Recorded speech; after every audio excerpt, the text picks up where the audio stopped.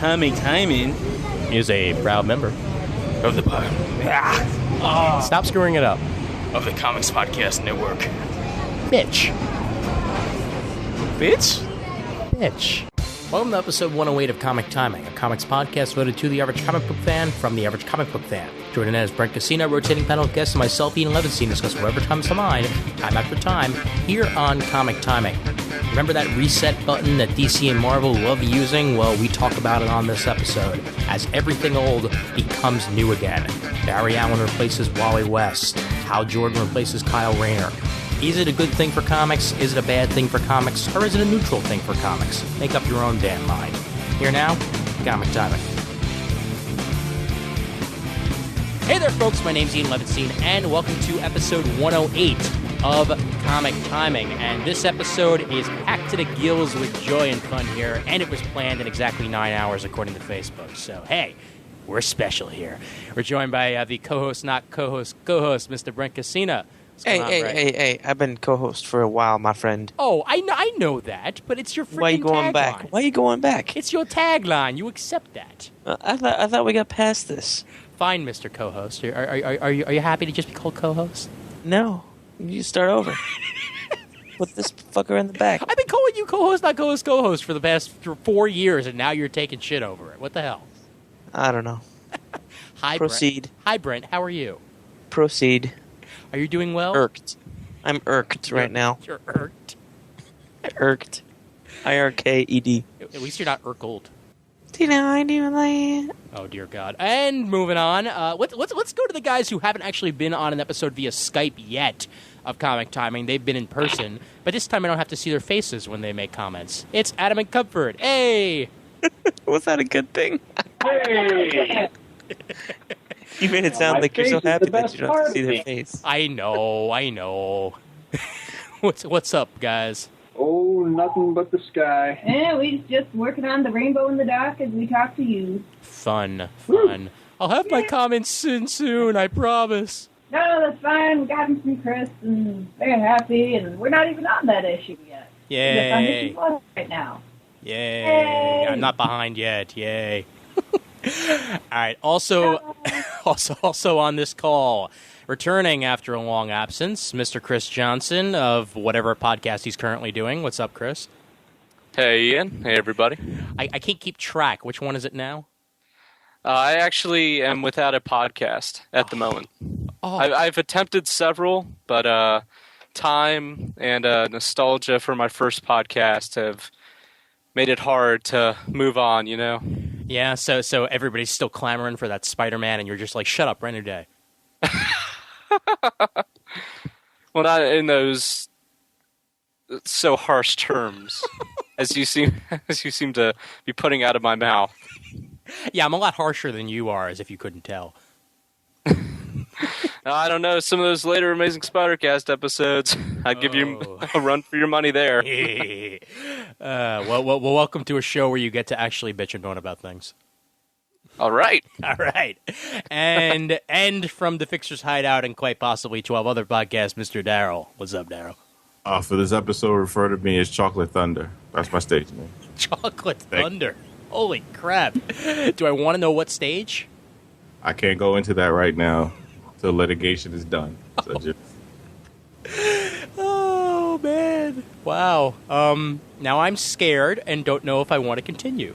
And the lights are out in my room. Oh, even better. Well, fantastic. Well, this episode's over. Thanks to everybody for joining us, and I'm going to go hide behind the counter. All right, great. All right. Well, Good night, everybody. Woohoo! And this episode of Comic Timing is sponsored by Discount Comic Book Service. That's DCBS over at dcbservice.com. And the discounts continue to be very discounted this month, as I will go through the review corners here. First off of Marvel, Wolverine numero uno. I know there's been like 7 Wolverine number 1s over the years, but this one counts, we swear.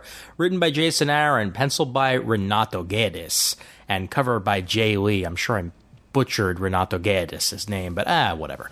75% off for 99 cents Only $3.99 regular price, so we're getting it for 99 cents here. It is the return of Wolverine. Dark Wolverine gets his own title. They redo the numbering entirely, and you get yourself a brand new Wolverine #1 to read. So isn't that nice? And Jason Aaron's written Wolverine in the past, so chances are he knows how to write the character by now. At least we certainly hope so.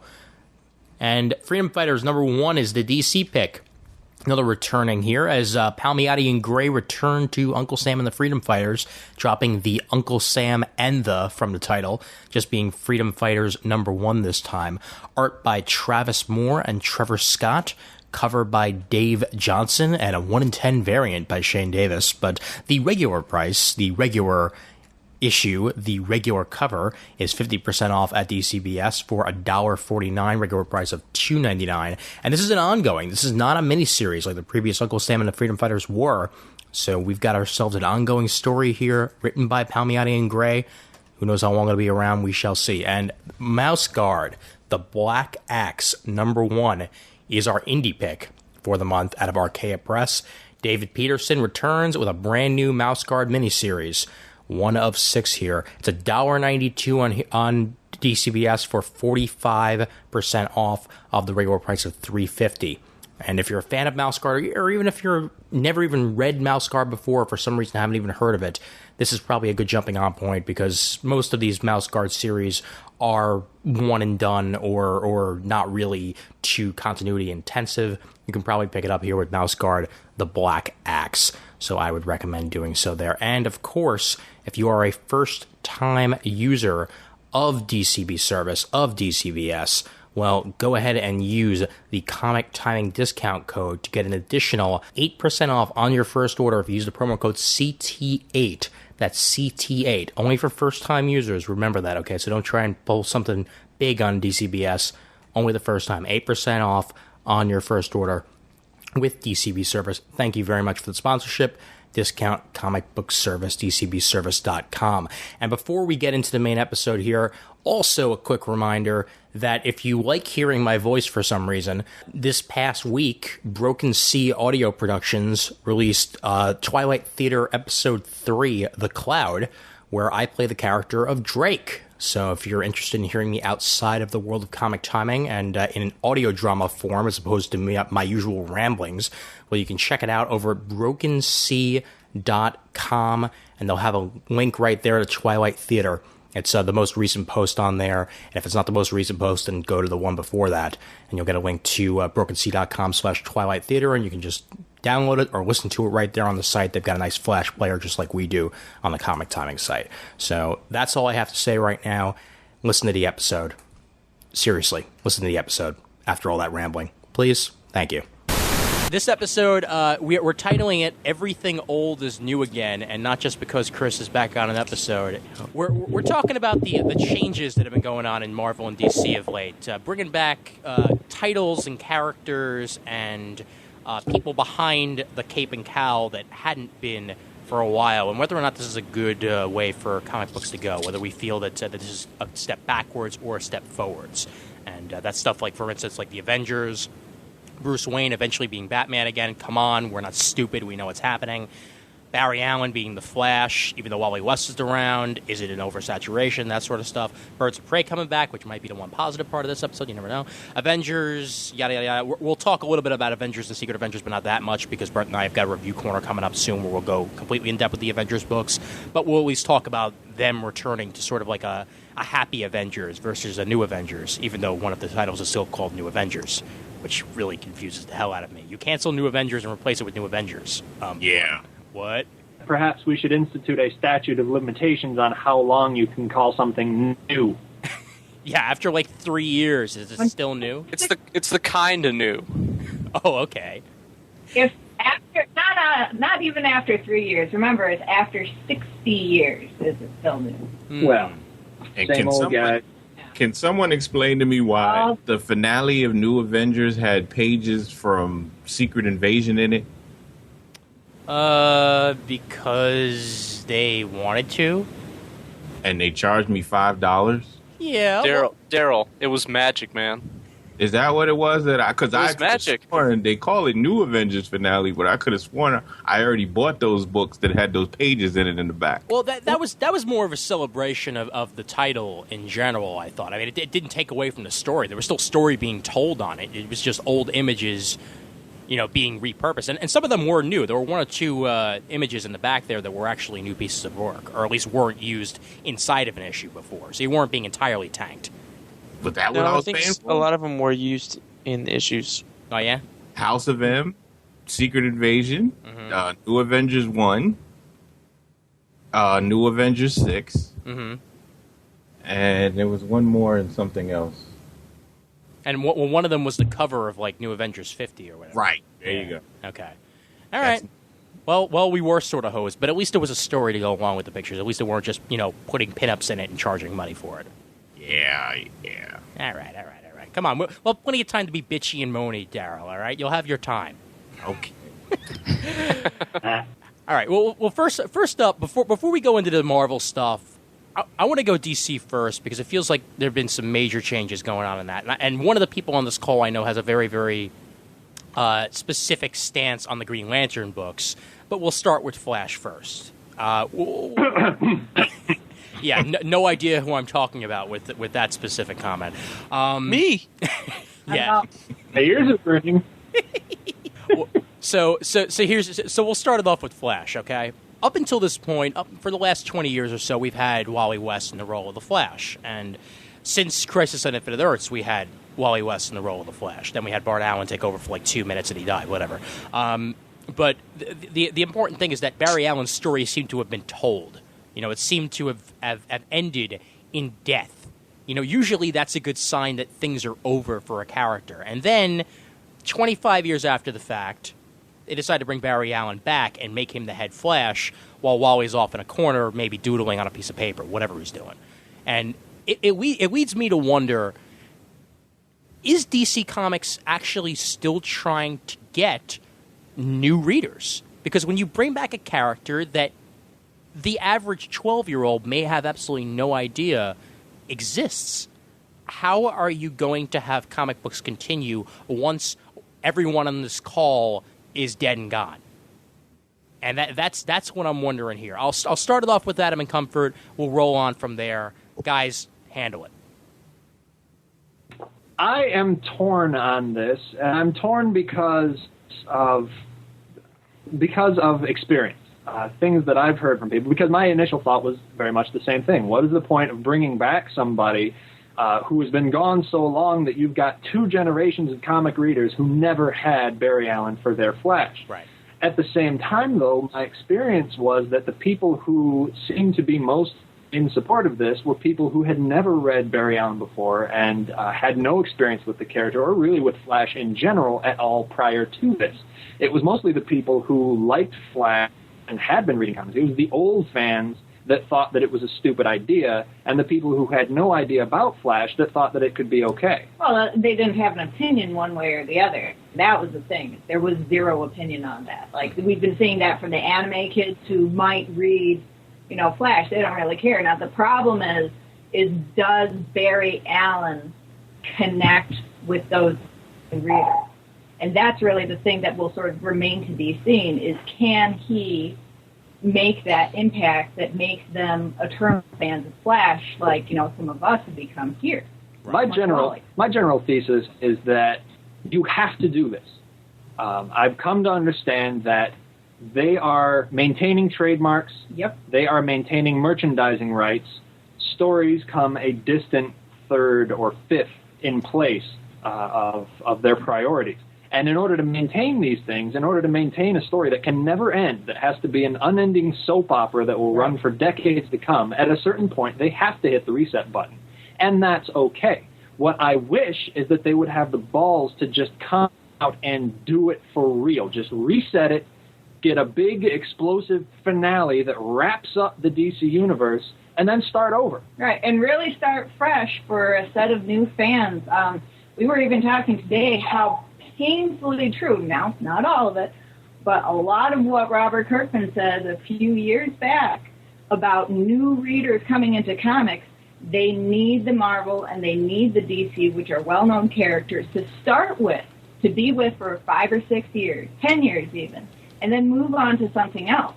But because we've been playing so hard to one audience, or even moving more directly towards that very hardcore 35-plus audience, we're continually losing those readers or never even gaining them, to the point that I don't see young people at Comic-Con.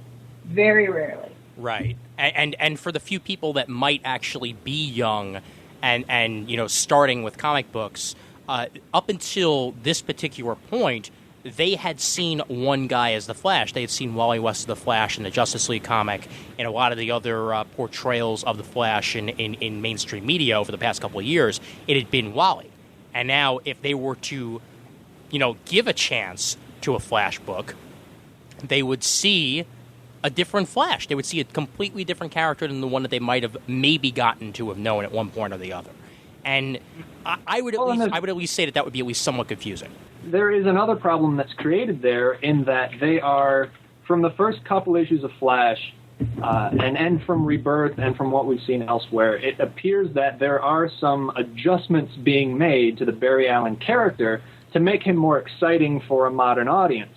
So one could almost argue, in a sense, that we're not exactly getting back Barry Allen exactly. We're getting we're just getting a Flash that can give them a CSI tie-in. That does seem to be what they're trying to do with the series to start, because according to Jeff Johns, at least, we're going to get more of his his work along with being in the tights. And that's what Barry Allen brings to it, while Wally West has been a mechanic, he's been a police mechanic, he's been 7 or 8 other things, but most of them haven't really been police-related. Yeah, I think it goes back to what I was saying about how I wish they would have the balls to just completely reset things, because I think a lot of these changes, the going back to old characters, I think a lot of these would be easier to stomach if this really was the first exposure to a new Barry Allen. If this was just a new Barry Allen, a new Hal Jordan, a new DCU, where we're getting these old characters, but it's all sort of starting fresh, a kind of an ultimatization of the DC universe, as a way to really just say, we're starting over, we know we're starting over, let's just do it for real and free ourselves up to tell new stories. What we had often said that would be, now this would be hard, but it may be the best thing that you could do for comics, because people are so exhausted from the half reboots and sort of reboots, and it's just so wishy-washy, is to take all the comics for, let's say, DC, and say, you know what? We're going to have 100 more issues, and after 100 issues, we're done. All those stories wrapped up, and then you let it sit for a couple of years, and you bring it back, or you let it sit even for 6 months, and you bring it back, and all new stories. Whatever has been going on in these last 60 years, we wrap it up, and we start fresh, and you go another 400 issues. And after 400 issues, you're done again. We give it the Thor comparison. Right. When Thor was getting its most stale, they allowed that series to create this huge epic build-up to basically the end of Thor. And they killed everybody out, ended the series. It was done. And then for years, there was no Thor. So then when you bring him back, people are actually excited about the character again. And not only that, but the creators are excited about the character again because he hasn't been around for so long. He's fresh again. All right, and it would allow people to do something new and different with the characters each time around, and it would speak to whatever generation was reading those issues for, say, 400 issues. Right. And then you'd start another generation. I totally get what you're saying with that one, and that's why I want to maybe get Daryl in on this a little bit, because he's he just got done with his Lost rants for 47 times, so he might actually have an opinion on the setting a specific point and then letting it run until that point, and then maybe starting it up again after that. Daryl, do you think that would be a good way for DC to go to perhaps keep things fresh so that people know exactly where an endpoint is going to be, and then have a chance to reboot, restart with whatever character they want without having to explain, oh, he was dead, but he's better now? Well, are you talking about ending a whole line of books, or are you just talking about end one particular story. It was just one book. We're talking about taking all of DC All of them. and give it one big epic finale. Like if originally, as we understand it, Crisis on Infinite Earths back in the 80s was supposed to end DC Comics, and then they were going to do a complete reboot. But at the last minute, they chickened out. So you got some books like Superman, Wonder Woman, completely restarted with Man of Steel and the, I think it was Perez Wonder Woman, which started then, but completely restarted. But then other things didn't. So you sort of got a half and half. Right. And that made Wishy-washy. things confusing, and it gets wishy-washy, which is sort of like what's going on now, where, well, we want Barry back, but we're not getting rid of Wally. So now we've got a lot of characters sitting around in the Flash universe, but we're only going to use a couple of them. So everybody else is just going to sit there on their thumbs with nothing to do. Give DC Comics a huge, epic, amazing end, and then be done. And then start over. Finish all those storylines. Everybody knows And you're then- doing it anyway. Right. You're rebooting all the time. You're whitewashing stories you don't want to have to think about anymore. So just do it instead of this halfway thing, which insults all of us. And is never going to please everybody, let's be No, honest. never. Well, Daryl? You know, it sounds good. Part of that sounds good, but then you have to think about there are still people that still like, which I'm one of them, a lot of the storylines that's going on. Like, I remember when Barry series ended because it wasn't selling. I remember reading it then, and I'm one of the first people to pick up the new series when they restarted it. And I collected all of it all the way through Wally, and then I was there when it got stale, and then they had to pretty much put Wally to the side because he wasn't selling anymore either, and move it to when someone had a better idea for Barry, because that's what it was, when somebody had a better idea to bring him back. That's when he came back. You know, it's hard to just say, let's just end it. This is a corporate entity. Just to say end it, because there are people still buying these characters. Now, even with young people, every time I go to New York Comic Con, I still see young. I mean, I know not as many young people as they used to be, but I still see young people buying comics. Right. I still see young people in stores. I don't know if that's because I'm in the city, you know, it's a more populated area, but I just don't see, I mean, DC just ending an entire run of books to restart them again. I can see something like they do an Ultimate Universe, something like that, and try it. But even with that, you wind up getting it starts getting complicated because you start gathering up a lot of continuity. Right, and even with the Ultimate Universe, they had a reset. You know, right. The most recent, you know, the Ultimate Comics was supposed to be a new jumping on point for new readers, and it doesn't really work because there's still continuity to it. It wasn't a complete clean reboot. This is a new series, a new universe. I would say the thing with that is that you've got two different things. Like, you know, if you were to go back in 60 years of regular comics, to get all those back issues, to know all that story, that's like an impossible entanglement to do. But for the Ultimate stories, those were restarted, I think, for a different reason. And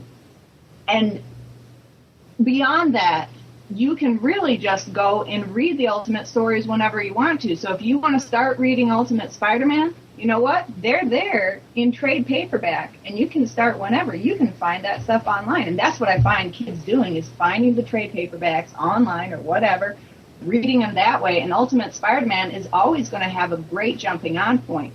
To make that new one, I don't think that helped anything. I think all that did was really make a lot of the kids who were reading it angry because they didn't like their reboot. If they had let that story possibly end, you know, by issue 400, would have had a much happier fan base than the people who've just gone through reboot after reboot. You know, we find anime fans whose stories end much happier with what they're reading because they get closure. You don't get closure with American comics. You can't.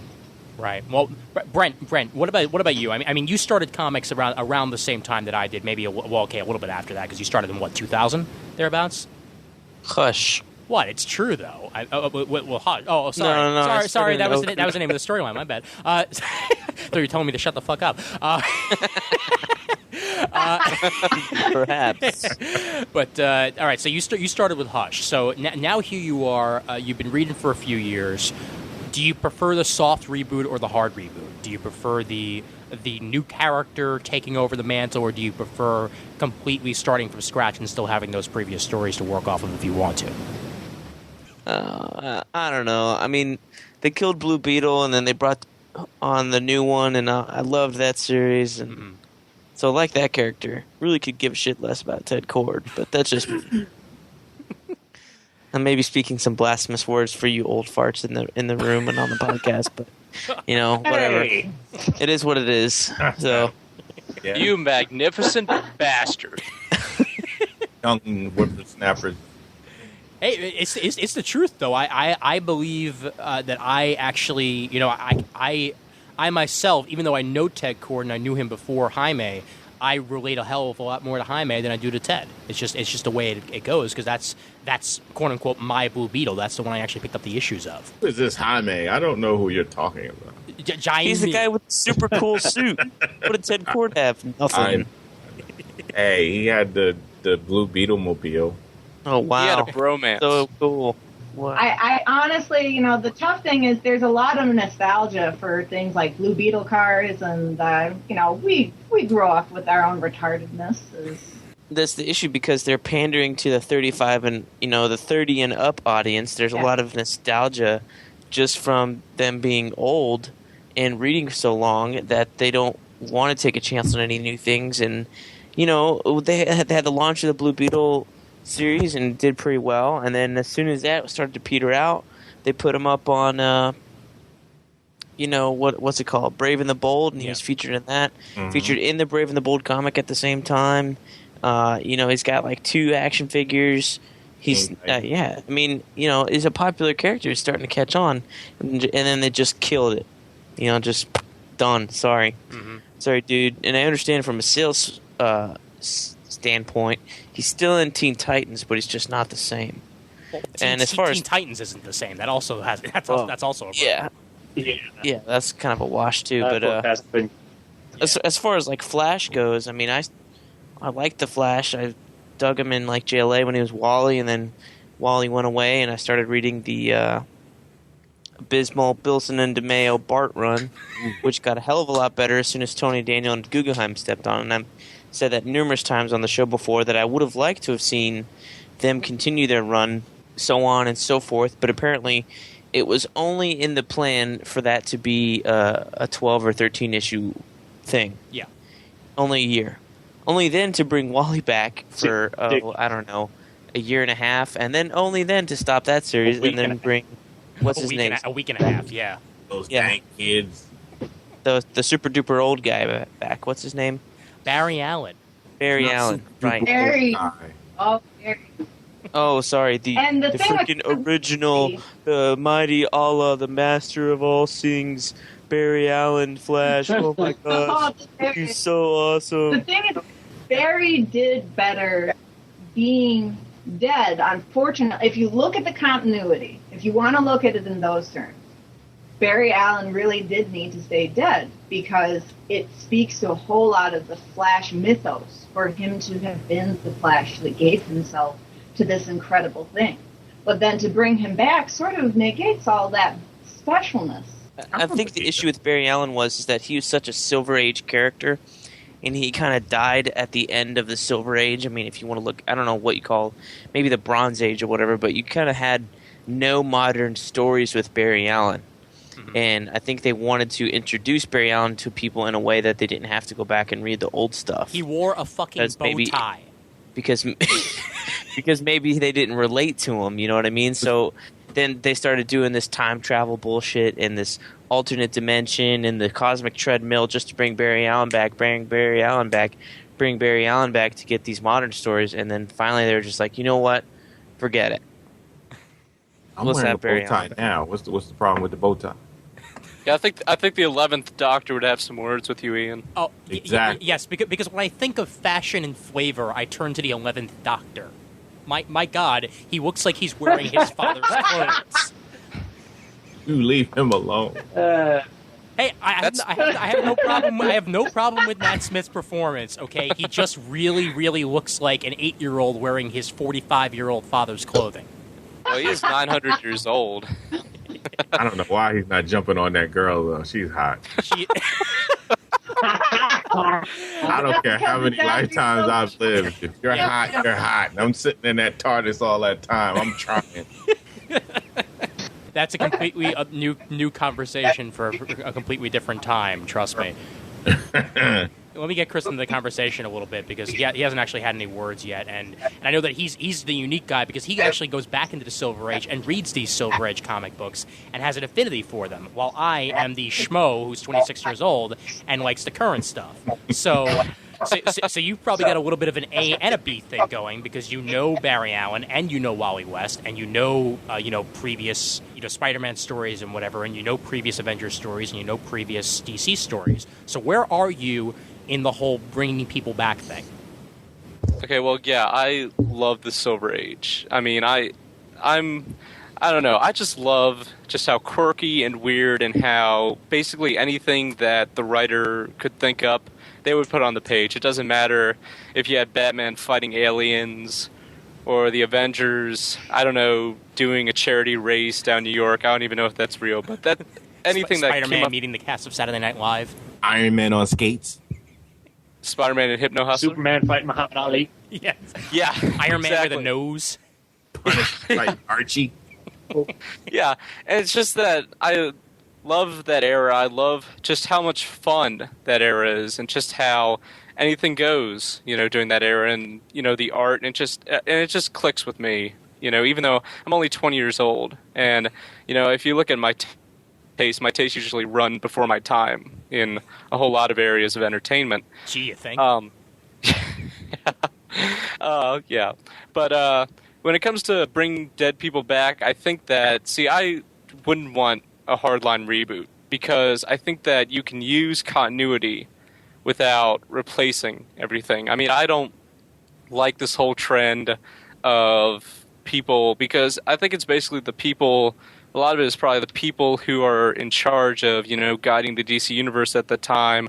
I think part of it probably is nostalgia for the past, and part of it is appealing to the adults who are, basically the lifeblood of the comic industry at this point. And just an example, I'm sure we'll get into this later, but with Batman, if you look at Grant Morrison's Batman run, he basically took a bunch of 1950s Batman stories that nobody cared about except me and 2 other people, and updated them and inserted them back into Batman continuity with a new coat of paint. So even though he was drawing on things that were in the 50s and like totally clashing with people's perceptions of Batman today, he was able to take those elements and modernize them and use them. Zurinar! And I exactly. I wish we had Raph. I wish we had Raph now. Trust me, you don't want Raph.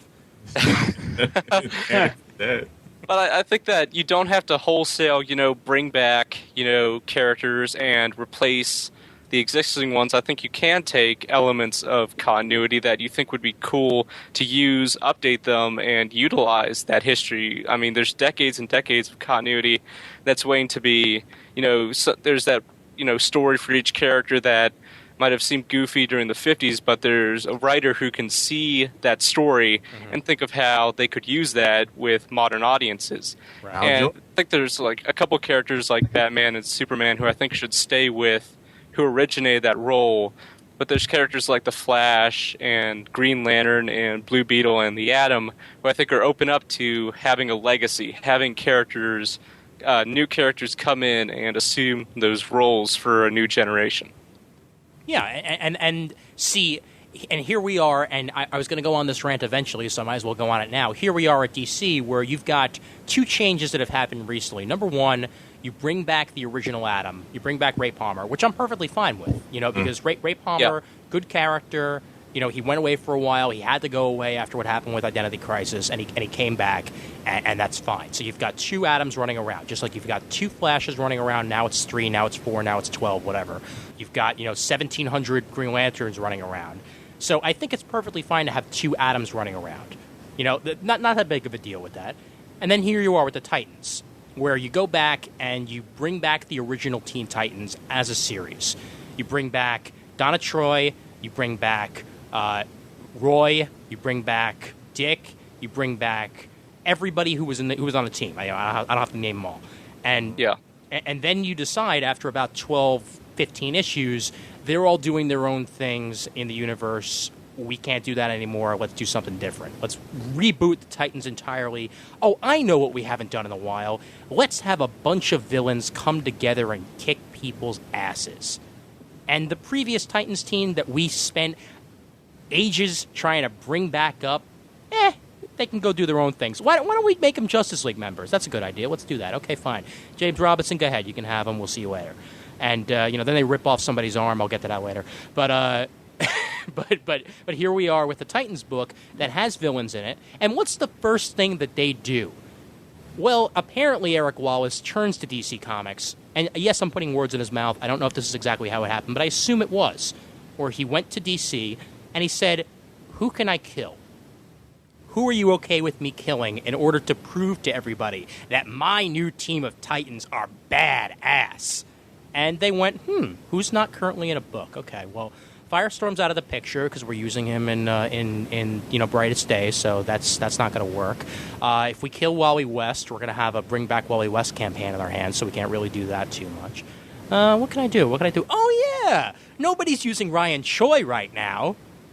So they go and kill off a 4-year-old character that was probably one of the funnest DC comics that I was reading for a damn long time, and they kill him off because they've got Ray Palmer now. Why do they need two Adams running around? This is backwards thinking, in my opinion. This is the same thing with Jaime Reyes, the same thing with what we previously discussed with The Flash that could be portrayed as that. But this is the sort of backwards thinking that I don't really understand, because Ray Palmer doesn't have his own book right now. He might eventually, whatever. But more people are probably familiar with Ryan Choi. Ryan Choi just showed up in Batman Brave and the Bold. And like a week later, he's killed in the comic books. So what's the reasoning behind that? Why does this make fiscal sense? This is the double-edged sword of the B-list character in a continuity that can never end. Because, like you said, there are some characters who can't go away. Bruce Wayne can't go away. Clark Kent can't go away. Wonder Woman can't go. These things can't be changed. And furthermore, they are going to continuously bring back all of the original characters over time anyway. So Barry Allen will always come back. Hal Jordan will always come back, so on and so on. Copyright has to be perpetually maintained. Right. Which means that the only characters that can really have interesting things, lasting things happen to them are your lower tier characters. Guys like the new Blue Beetle or the new Atom, who a lot of people attach to because their series were so much fun.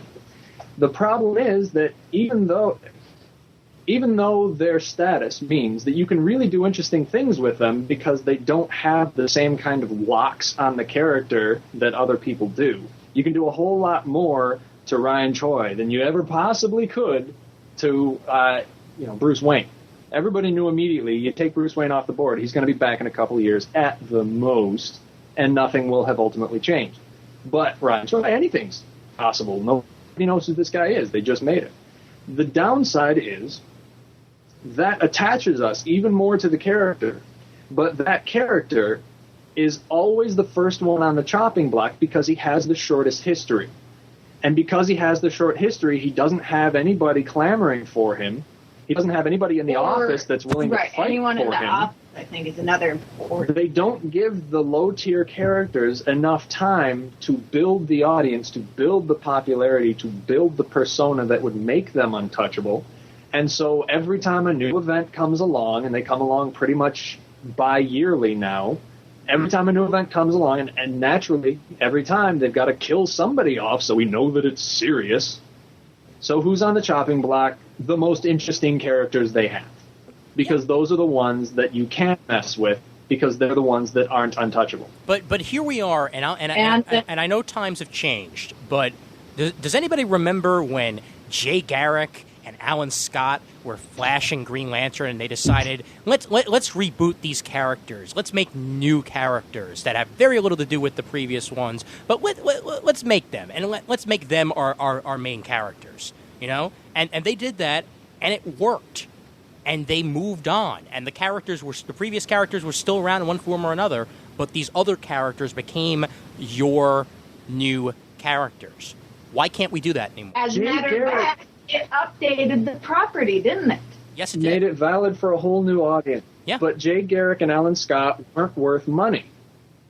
Jay Garrick and Alan Scott were not cash cows. Jay Garrick and Alan Scott were not going to have movies made about them. Right. Jay Garrick and it's not the same because the machine didn't work then like it works now. They did not see comic books as portable IP. Right. It was not just about storing trademarks and copyrights and licenses. I mean, it was to an extent because it's always been a business, but the business now is a very different monster than it was back then, and you can't let anything go. Daryl, what were you going to say there? Well, was a lot of a bigger audience back then than there is now. I mean, you really have to be careful with what you do. I mean, this is not a manga audience. This is not that big.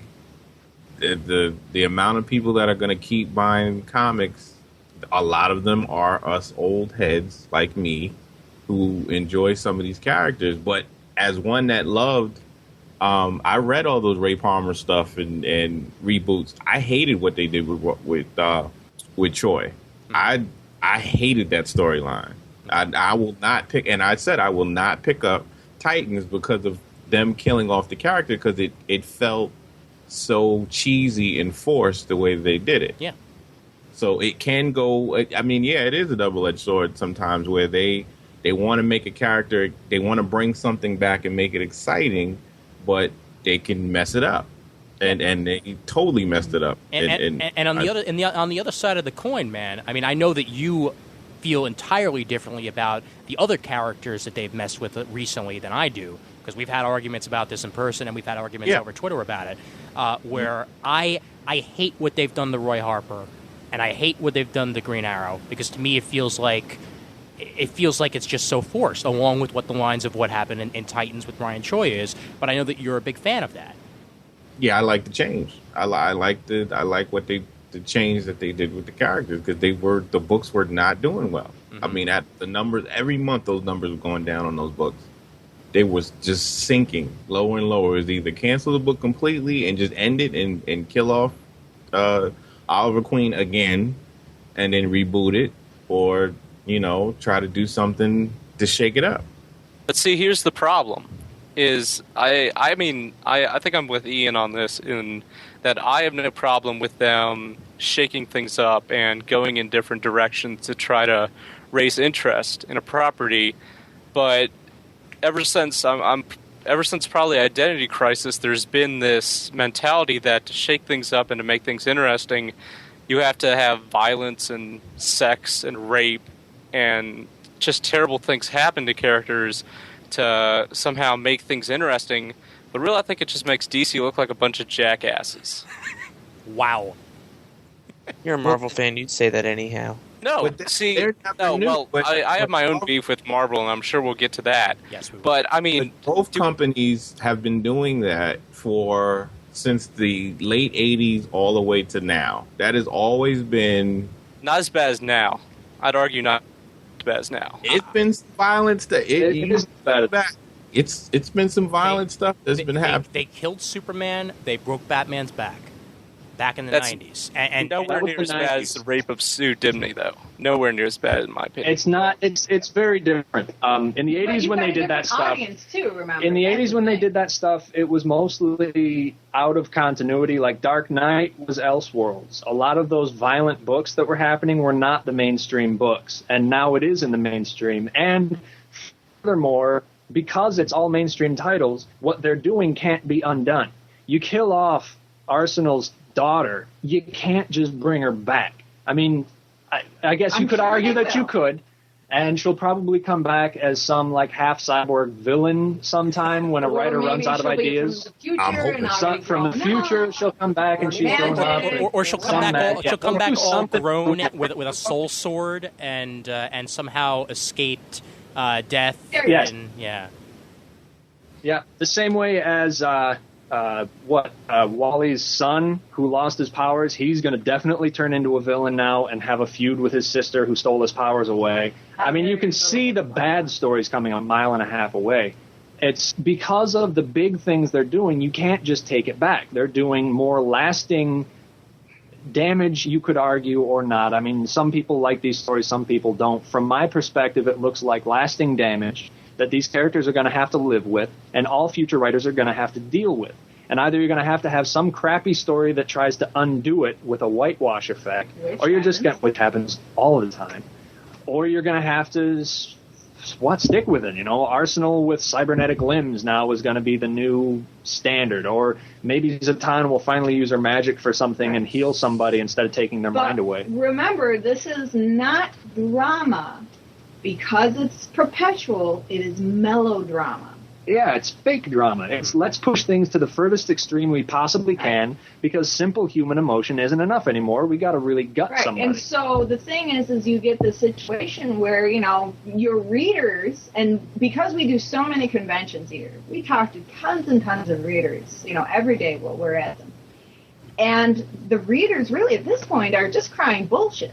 They're really sick of it, and I can see that through the attendance of the shows and just the anger and the venom that I hear all the time. Like, I come back from a Comic-Con, and yes, it's fun, but it sort of brings me down because there's so many fans that are just exhausted. They're exhausted. Right. You know, it's almost, it isn't right to look at this Flash situation on its own, or to look at Hal Jordan on his own, or Steve Rogers on his own, or any of these characters on their own, because what's really happening right now is you've got them all at once.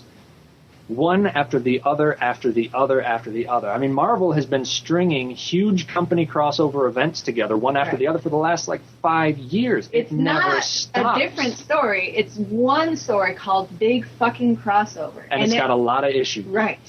And it never stops. And it's just been going. It's been going for so long that people are tired.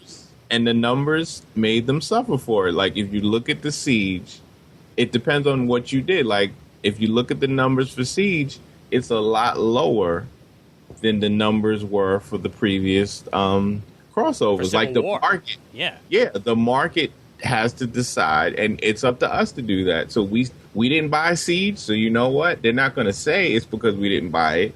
They're going to say we're cutting back on that stuff for other reasons. Mm-hmm. They're never going to admit that it's because of what we buy or don't buy. Yeah. But people liked people like Blackest Night. Yes, they did. You knew it by the sales because it maintained enough of the same amount of sales for each book. People did not like the Siege as well as they did other stuff.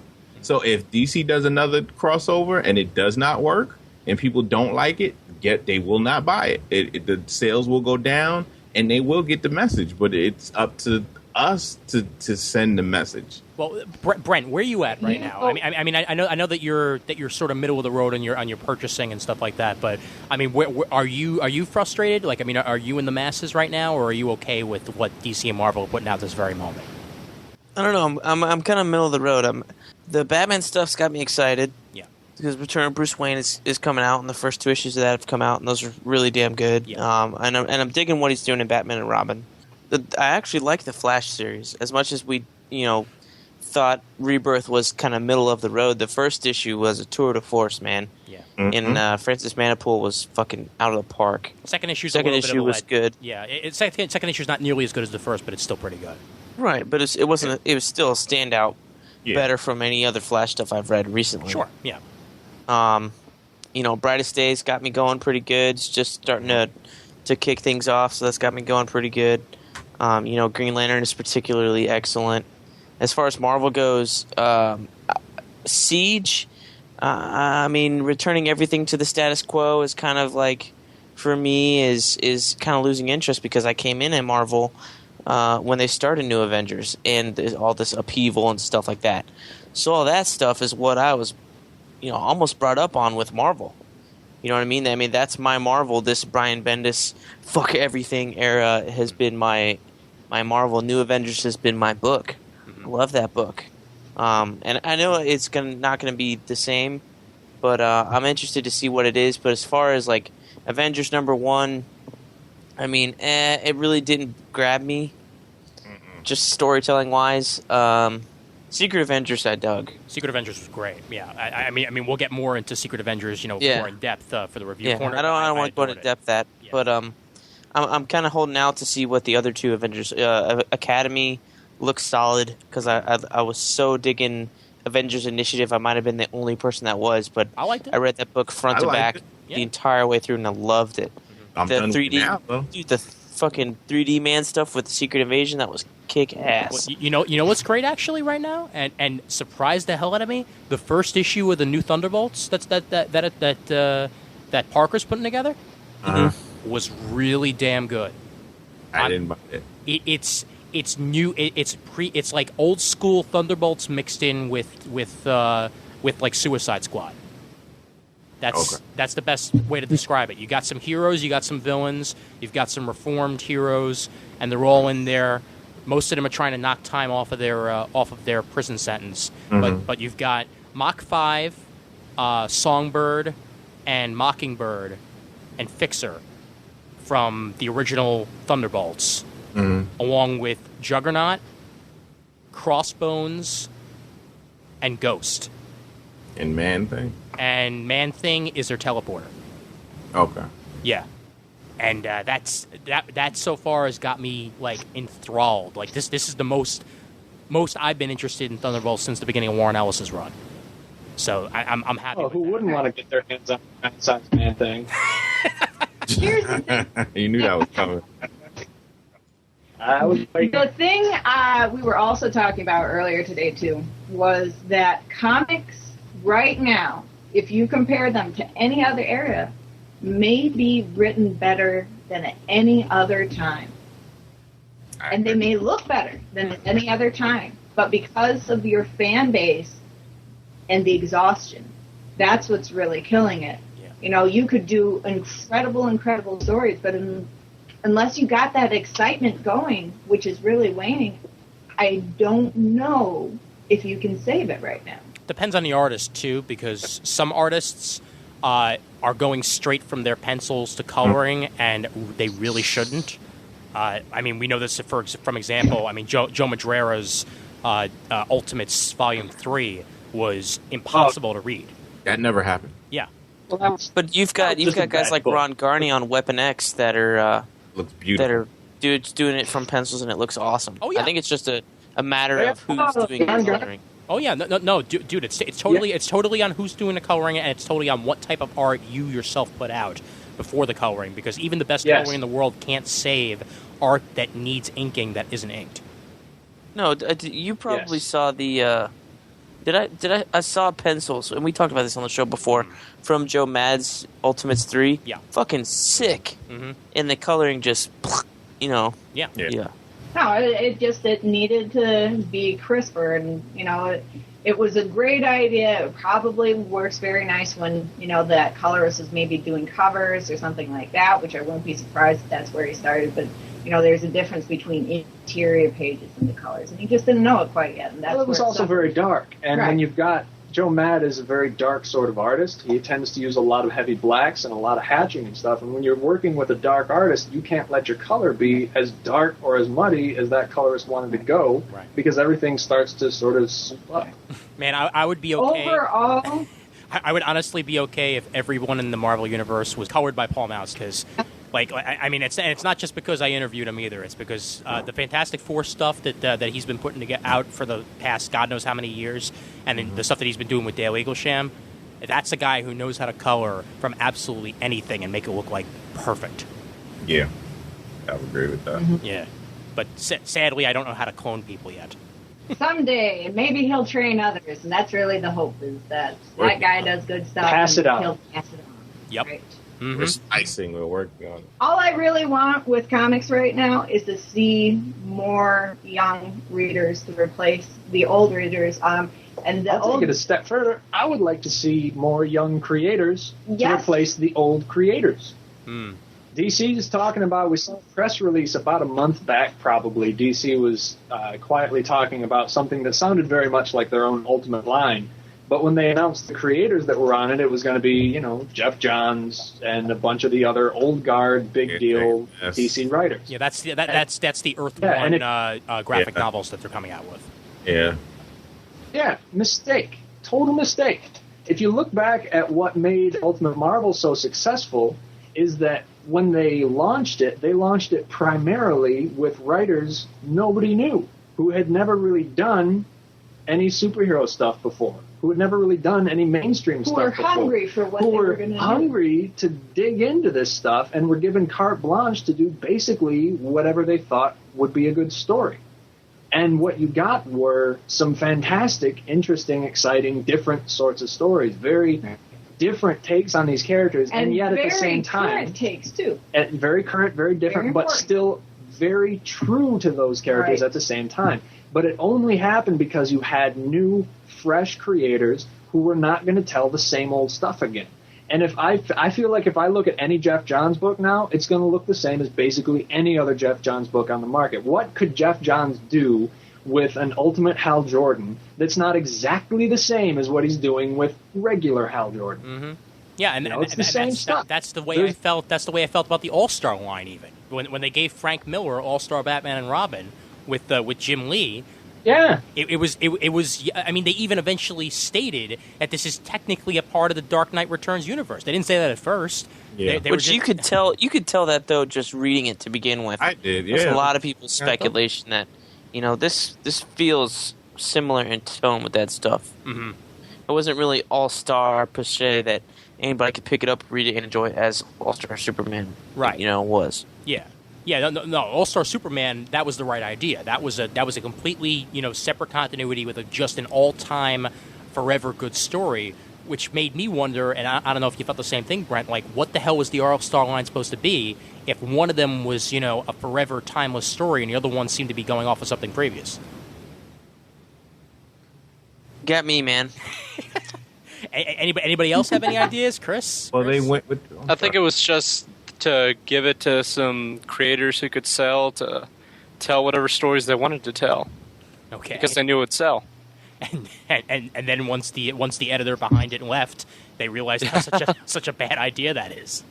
Yeah.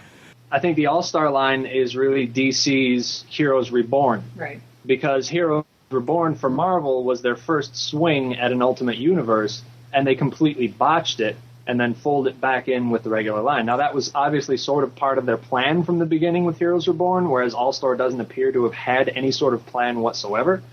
But at the same time, what Marvel learned from Heroes Reborn, they then took into the Ultimate line. They did it the second time. All-Star feels like that to me. It feels like DC's first swing at something sort of Ultimate-ish that is not quite exactly that yet, but they're figuring things out for when they try it for real. All right. I mean, they brought Jeff Lemire in to do some backups with Superboy, and that's something I would not have thought they would do, DC would do. Not backups. That's an ongoing series. Oh, it's an ongoing series? Well, still, they brought Jeff Lemire. So what is the point of Adventure Comics now? Launched as a Superboy series. A Legion. Taken over as a Legion series. We've got a Legion of Superheroes series. What do we need Adventure Comics for? Put a Superboy backup in it when he was the main feature, and then, you know what? We're going to launch our own Superboy title. What the fuck is the point of this series?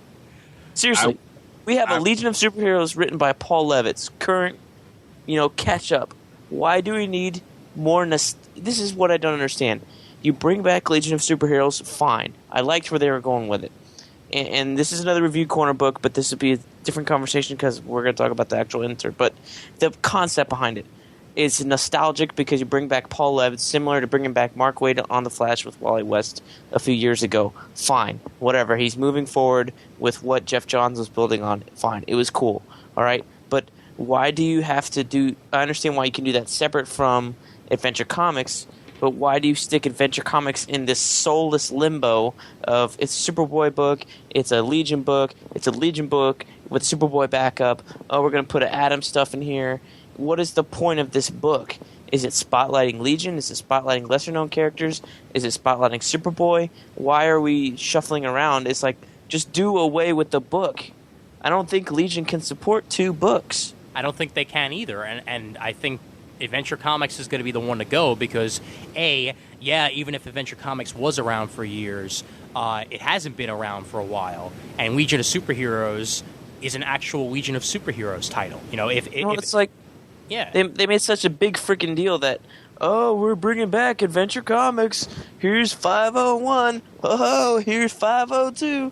Oh, it is, but it isn't. It's old, but it's new. Here's reverse numbering. Is it number 1 or number 507? I don't know. Oh, it's just so bullshit. It's just like, it's new, but at the same time, it's old again. And it's just that pandering to these old farts who are stuck in their ways, who, I'm sorry, we know a few of them in the podcasting community that just, I've stopped listening to their podcast since anything because I just can't take it anymore.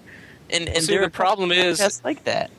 And we will get that way one day, I'm sure. Dude, I'm almost out of the young category. I'm 26. In 4 years, I'll be the old fart. So that's what I gotta look forward to. Once I'm not in my 20s anymore. Yeah, Brian, I hope you come into New York Comic Con, man. Not this year, but next year he might be here. But what were you gonna say, Chris? Well, see, the problem is that it's those old farts that are keeping the comics industry alive. Oh, really? While you kicking us in the dirt, youngin. Yeah. Is it really holding on to that audience saying that they're keeping you alive when they're also what's killing you? Well, see, the reason that comics are in the situation they're in right now is because when things got hard and when things got tough, when they had their economic troubles before, every time their solution was, well, let's hold on really tight to the fans we have. Yeah. And as that audience got smaller and smaller and smaller, they clung more and more desperately to the existing fan base who are making demands that you cannot meet and who will never really be happy with anything you're doing because they really just want to go back to when they were 13 again, but they can't because they're 35, they're 40, they're whatever, and they can't get that pure experience again. So you're trying to feed two audiences. You're trying to please the old guys who won't be pleased. You're trying to simultaneously get new people interested, and by going for the old audience, you guarantee you won't hook the young. By trying to hook the young, you guarantee you'll make the old unhappy. You're pulling yourself in half.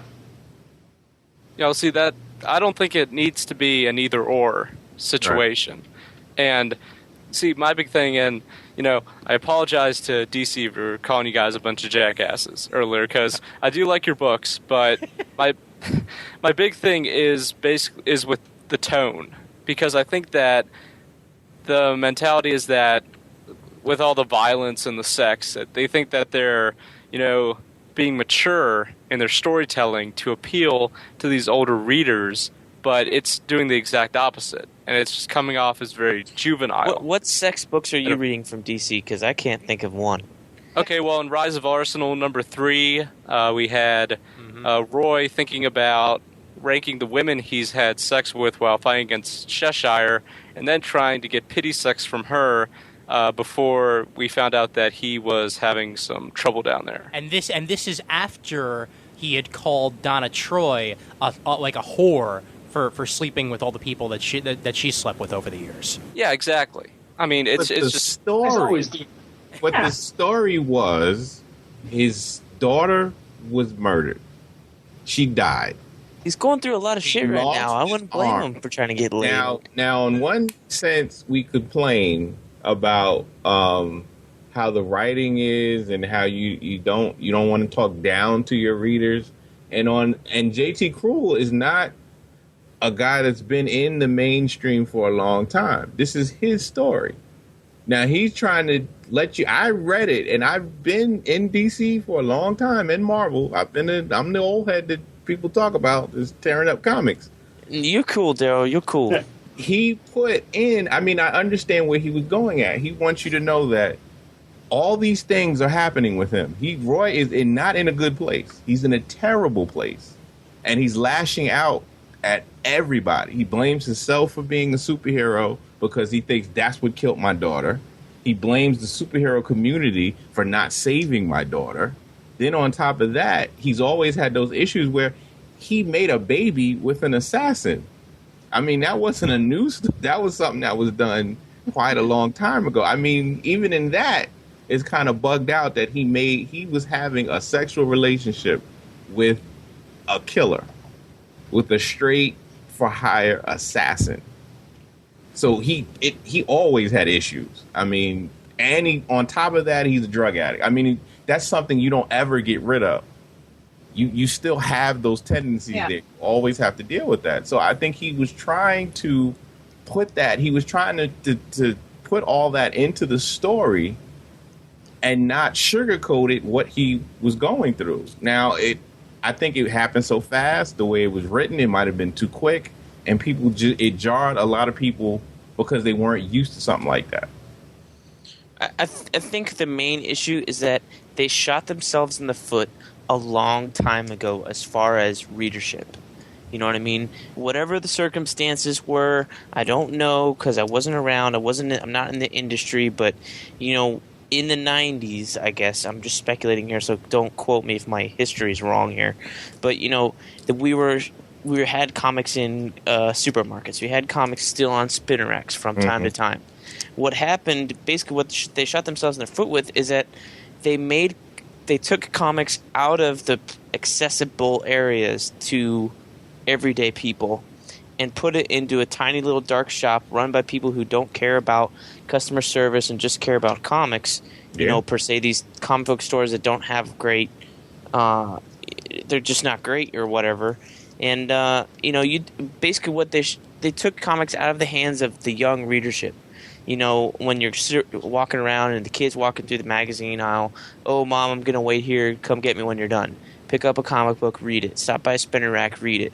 Took it out of the 7-Elevens. I mean, there's some now, but it's not the current stuff that will keep you coming back there every now and, you know, every single time.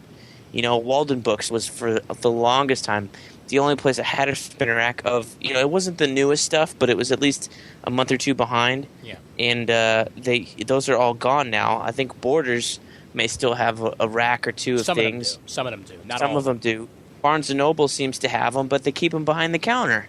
What good is fresh new comic books behind the counter, Barnes & Noble? I'm not ever going to buy those because I can't flip through them, I can't look at them, and I feel stupid walking up to the counter and go, can I see that issue of Batman? You know what I mean? It's just retarded. But It's not like asking only for a that- Playboy. I think that's the main issue, is that so they shot themselves in the foot with losing this influx of young readers. Whatever happened in the 90s, basically everybody who's 30 right now, you could probably trace their reading back to the 80s and 90s starting to read.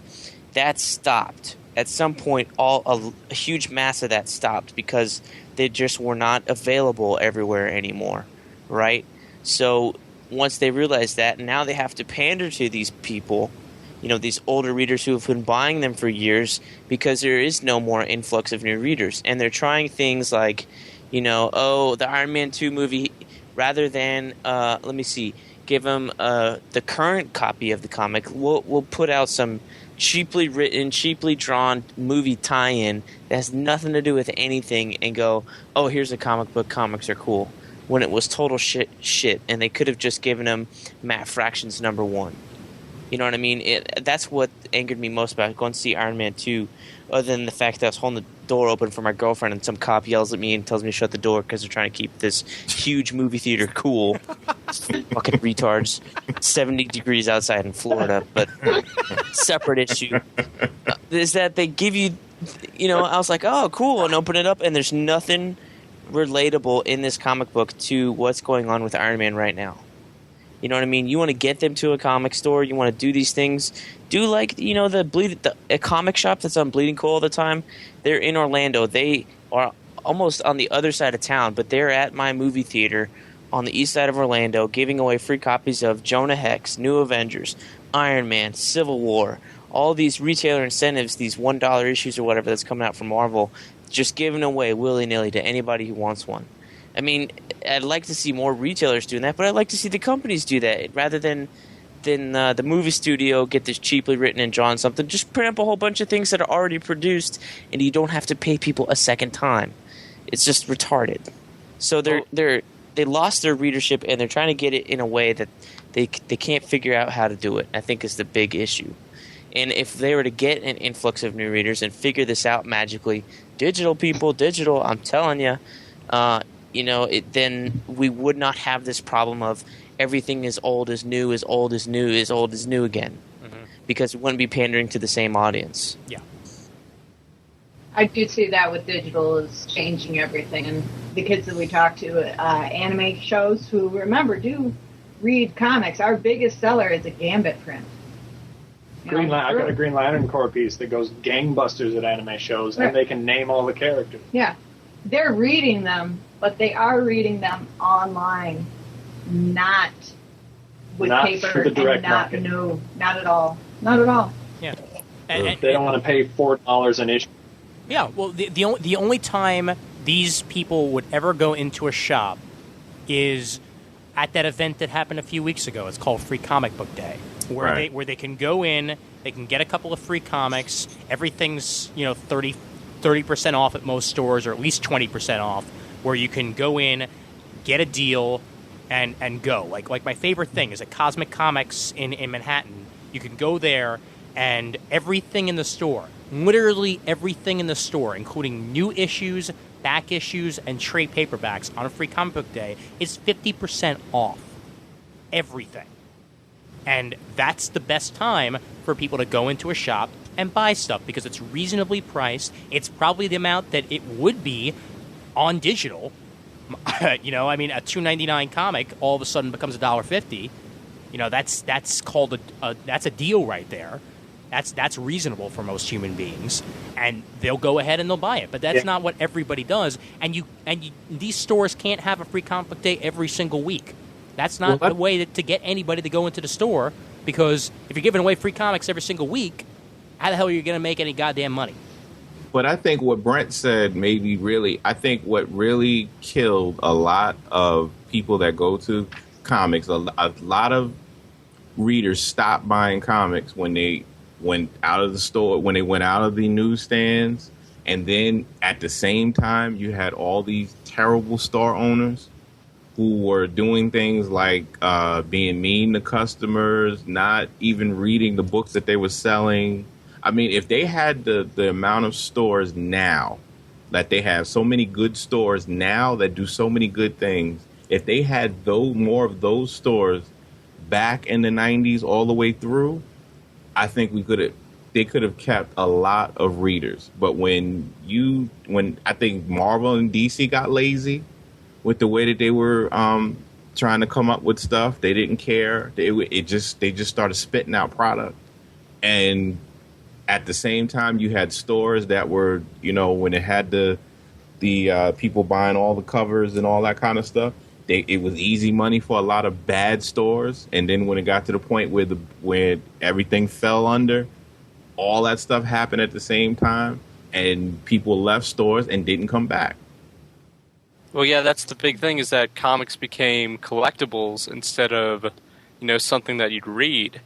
And when all those people that had come to comics just to, for the collectible aspect, just to hoard away all these issues because they thought they'd be able to send their kids to college off of selling them or something, once the bomb dropped out of that, they left because they didn't come to it because they love these characters. They didn't come to comics because they enjoyed the stories and wanted to read more. They came to it just to bag and board them and store them away. And once the market collapsed, they, just left and never came back. Yeah, well, I immediately think of the movie, comic book movie, where there's that scene where a kid grabs a toy and the mom's all like, "Oh, hey, look, you want that toy? It's good. Why don't you play it out and take it out of the packaging and play with it?" He's like, "No." And he's like, "Well, why not? It's a collectible." That's the mentality that a lot of comic book fans are probably giving their kids because of all the long boxes in their house. I mean, yeah, I'm a subject to that myself because I hold on to every goddamn thing that I have like a pack rat, and as opposed to cycling things out. But that's the mentality. You read it and you put it away. You read it and you put it away. It's not there on your shelf, and you're probably not going to look at it until 5 years later when you're cycling out your boards and say, "Oh yeah, I remember that issue. That was good." And you go out and you read it again. I just want to say, anime kids, you can come in my comic book shop only if you dress like a normal person. Just saying. Because I won't give you weird looks if you're dressed like a normal person. How much of a percentage of your audience do you think you just lost, Ian? About 1. Okay, not too bad then. I mean, seriously, what's an anime kid doing listening to my goddamn show? Anyway? Anime makes me feel like I'm sitting in a wheelchair. I don't know if they don't read anime. I've never understood anime. I will never Anime makes me feel so old. Rock your Yuri Yaoi paddle, Ian. Rock your Yuri Yaoi paddle. Yuri Yaoi. I'm going to go to New York Comic Con and put on my shawl and go into the anime section and go, what are these books you people are reading? I don't understand. You know what? But those kids, they're so excited in comparison. I wish we could just get a little bit of that magic that they've got. Make them read comics and dress better. That's it. Listen, but these kids are thrilled, and I don't mean just kids. You know, most of these kids are, I say kids, but they're, you know, in their mid and then their latter 20s and their teens. You know, we're not talking about 6-year-olds here. We're talking about everybody else that should have been reading comics and then stopped because comics forgot about them. Mm-hmm. Yeah, I mean, I'm an anime and manga fan, and I started reading comic books in junior high, and I got into manga and anime in high school, and that was around the time that I was buying less comics. It was because I needed something that I could relate to a little bit more, that felt a little bit more mature, that felt a little bit more, intuitive and creative than what I was getting. Because at the time, Superman comics were terrible when I was reading them in high school. I mean, they were awful. You talking about the mullet? This is post mullet. The super mullet. Yeah, this is post mullet. This is Is this red? The Superman? This Electric Superman? This was a little bit after Electric Blue. This was a little bit after Electric Blue. To put it in perspective, I mean, I graduated high school in 2002. Okay, God. So in 2002, at that point, Red and Blue were long gone, but we were getting these repetitive Superman stories that just seemed to be telling the same damn thing over and over and over again. And they had like multiple reboots and failed reboots, and Joe Casey was writing it one week and Chuck Austin was writing it the next week, and it just, everything was disjointed, nothing made any goddamn sense. Well, yes, that was the problem because it was fucking Chuck Austin, but that wasn't that bad. It had even Rice drawing it. That wasn't that bad. No. The art was great. The title sucked though. And you know, it just got to a point where I didn't want to read that many comic books anymore, and. No. I didn't discover Batman until Hush. I'll sadly admit that. I wasn't that much of a Batman fan until after that. So I missed the Rucka years. I missed a lot of the good stuff that was coming out at that point. Neil Adams, that was what got me. Neil Adams, I can understand that because Neil Adams is the man. But that's your time. You know, that's not mine. I wish I had a Neil Adams growing up. You know, I wish I had somebody to draw me in. I had kind of a similar experience to you, Ian, because I stopped reading American comics in elementary school, and in junior high, I was growing up in middle school during the time where anime and manga just exploded in America. Mm-hmm. And so I was watching, Toonami and Cartoon Network, and I was getting manga out from, the library, and that was my comics until around the time of when the superhero movies started coming out, and, Spider-Man 2 hit. And I started checking out, Ultimate Spider-Man, started checking out the old stuff. And so that was how I got back into, American comics. Mm-hmm. And I think that as far as getting a new audience, I think it's something that the industry desperately needs. And I have a couple ideas on how it could happen. But it's going to take some effort. And it might not be entirely successful. These are just things that I thought of. Well, well, hold on. Before you say that, though, here's one thing. You've gone too far. When? ... And you've got 3 words to keep in mind. Half Demon Punisher. Okay.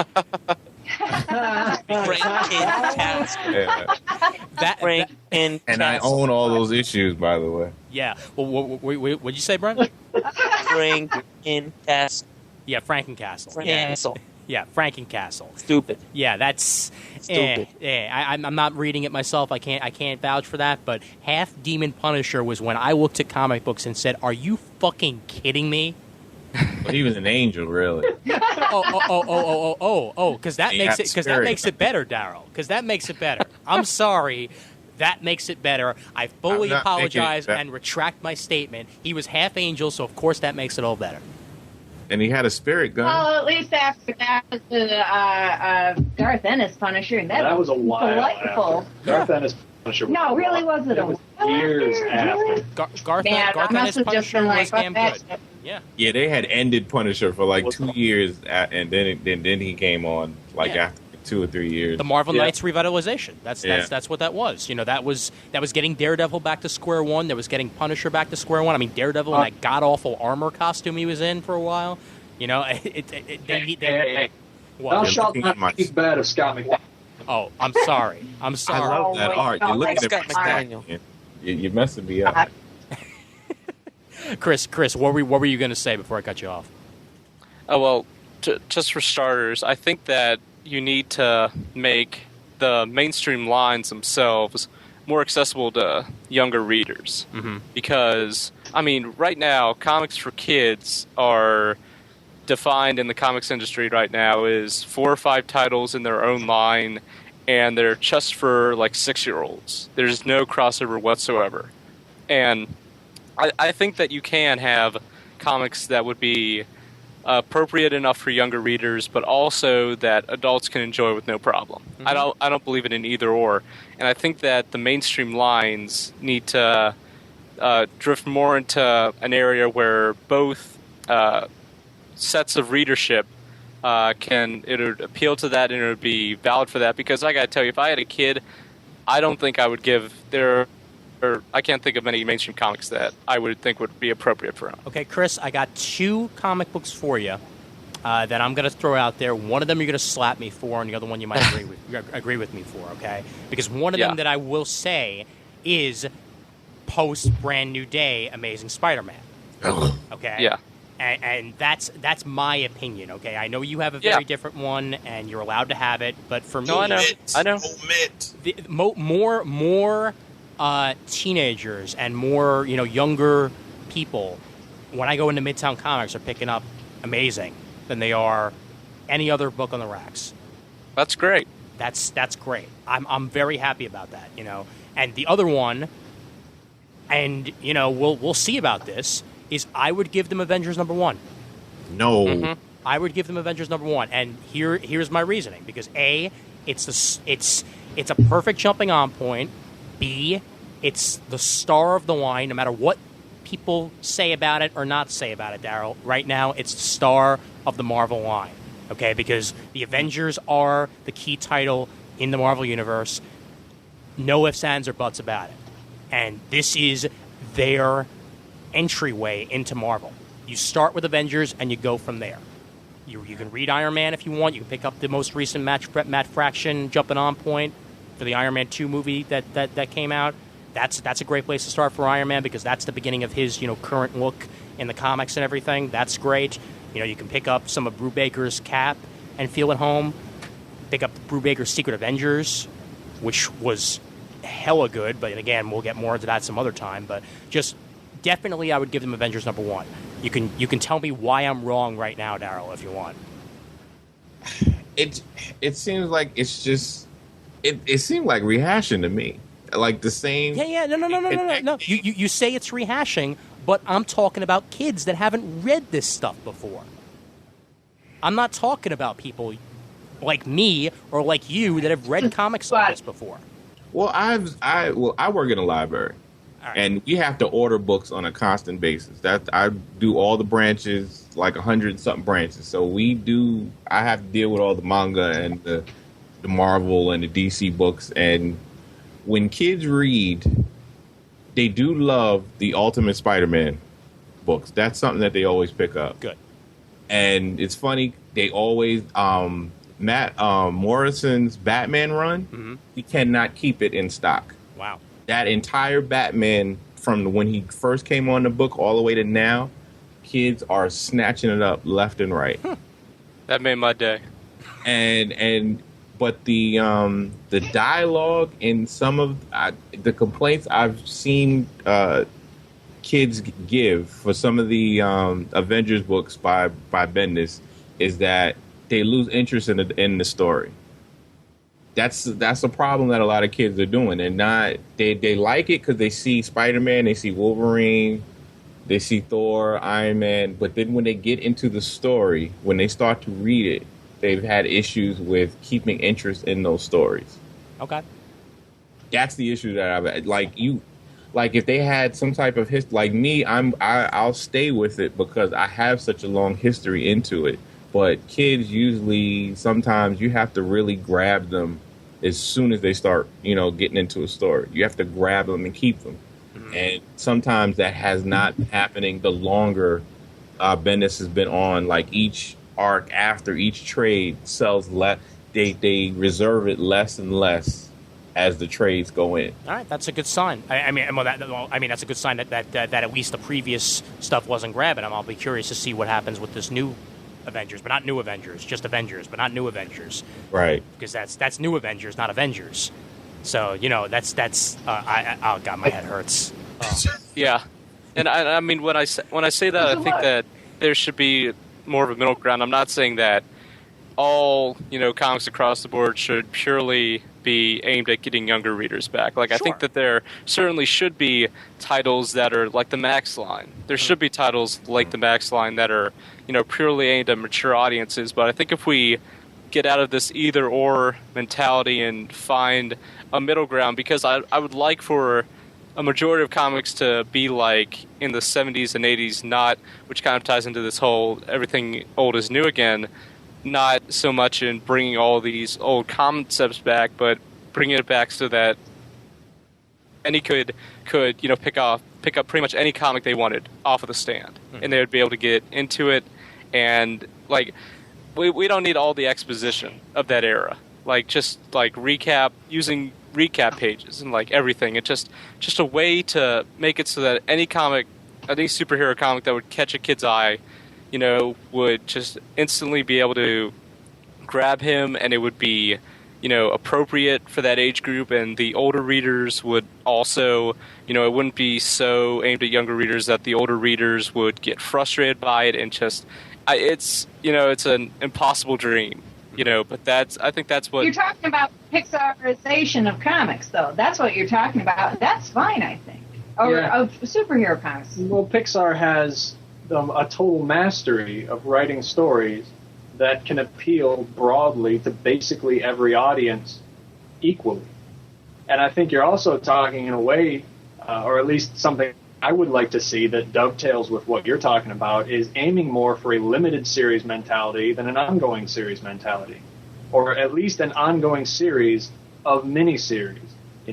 Write for a story, tell your story, release your graphic novel or whatever, and then move to the next story, but not necessarily these never-ending tirades of ongoings that can never have any closure whatsoever. Yeah, and you know what? That's why I think kids would be drawn to a Grant Morrison Batman, because that's exactly what Grant Morrison's Batman was. That was a story that was over when it was over, and it moved on to the next story, and the next story after that, and the next story after that.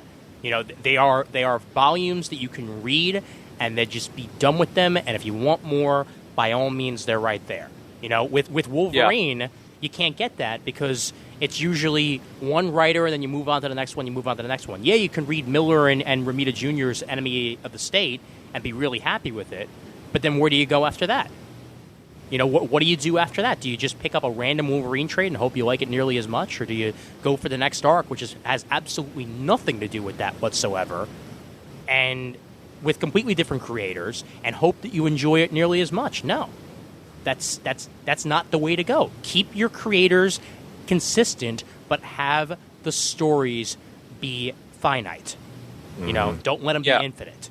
And I think that the crossover, the popularity of the crossovers kind of plays into that, because, crossover, the main titles and having them tie in has been very profitable for the comics companies, and I think it's probably helped them, to stay afloat, to have those huge crossovers and to cross over in all those books. Right. But I think what we need more of is we need more, like Morrison's Batman run, like JMS's Thor run, somebody with a finite plan that they come and they tell a complete story that you don't have to read all the other, that don't get swept into crossovers. You don't have to read this or that. They can just read this complete story, this vision that this writer has, and then you give another writer his chance to tell his story. We were talking so much about, Marvel and DC, and that's great, and they've got movies and stuff, but too, when we would recommend comics to our students, because we did a lot of teaching for many years, there are books like Invincible that we would recommend above a Marvel or DC book, because Invincible is a great superhero story that's self-contained, and it's just fantastic. And, you can give it to a kid, and it's fine. Right. Sure, does it get bloody sometimes? Yes. But at the same time, kids shouldn't be taught that violence doesn't have consequences. Exactly. Every branch that when we have to order stuff, there is a constant flood, because there's a constant request for all of not only the individual Invincible trades, but then when they do the big volume trades, that comes out. Comes out when it comes out in these stores, we get it the next week. That's how fast and how much in demand Invincible is. Yeah, they've really got something going there that speaks to this next generation while still being open to really anybody who wants to read it. And, if Marvel and DC do that or not, I would hope so. But if they don't, I look at a thing like Invincible, and I look at how many kids are reading it, and I look at how many kids, we've got Invincible print in the book. They come over and they say, ooh, Invincible. I don't get that as much at a comic show, but I do get it in an anime show where the audience is younger. So even if comics, end up imploding on themselves, comics is in Marvel and DC, I can feel comfortable knowing that those other people are there to pick up the pieces. I just wish they would even, work harder to grab that next generation, because they're out there. They would like to read something besides manga, but, it's the rare Invincible that we give them rather than catering towards them more like I wish we would. I wish we should. Yeah. Brent, what do you recommend to the everyday human being looking for comic books? Would you go Marvel, DC, or would you go something more Invincible-esque? I would say Invincible is a really good start. Again, it's like, you can't win this battle. Invincible's 75 issues in? Mm-hmm. That's a long story. It's a great story. That's a long way to go. Well, I would just go with the ultimate Invincible trades. I didn't mean to interrupt you, Brent, but One Piece is up to 45, volume 45. Mm-hmm. So I don't think if we're trying to appeal to the manga subset of readers, I don't think they'd have a problem with something that's only 10 volumes so far. Because I think that there are manga is more accessible in that it's $5 or $6 a volume, whereas a trade for 4, 5, 6 issues is $15. Mm-hmm. It's just the internet. It's where they're reading it. It's a great equalizer. Do you bring them to the internet then? Or do you hand them the cheapest trade you can throw at them? I don't know, honestly. I wouldn't know where to start them. Yeah. There's no one great equalizer of comics that you could give to any one person. There is no great equalizer. Yeah, because we've talked about this on the show in multiple episodes, where it all depends on the person, mm-hmm. and it all depends on what they like. Because if they like fantasy, give them Fable, see how it goes. Mm-hmm. If they like more political intrigue, but they're also into superheroes a little bit, give them Ex Machina, see how it goes. You could give them anything at all. If they are a fan of superheroes, if they've seen the Spider-Man movies and they like them, then either give them JMS's Spider-Man or give them the current Brand New Day stuff and see if they like it. And if they like more and they're asking you, what else should I do? What else should I do?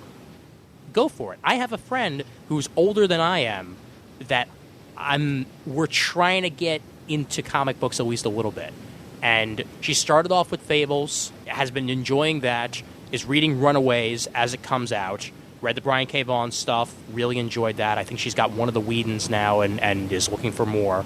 And the most recent thing that she read was Batman Hush. And she really enjoyed it. Like, more than I actually thought she was going to, but she really enjoyed it.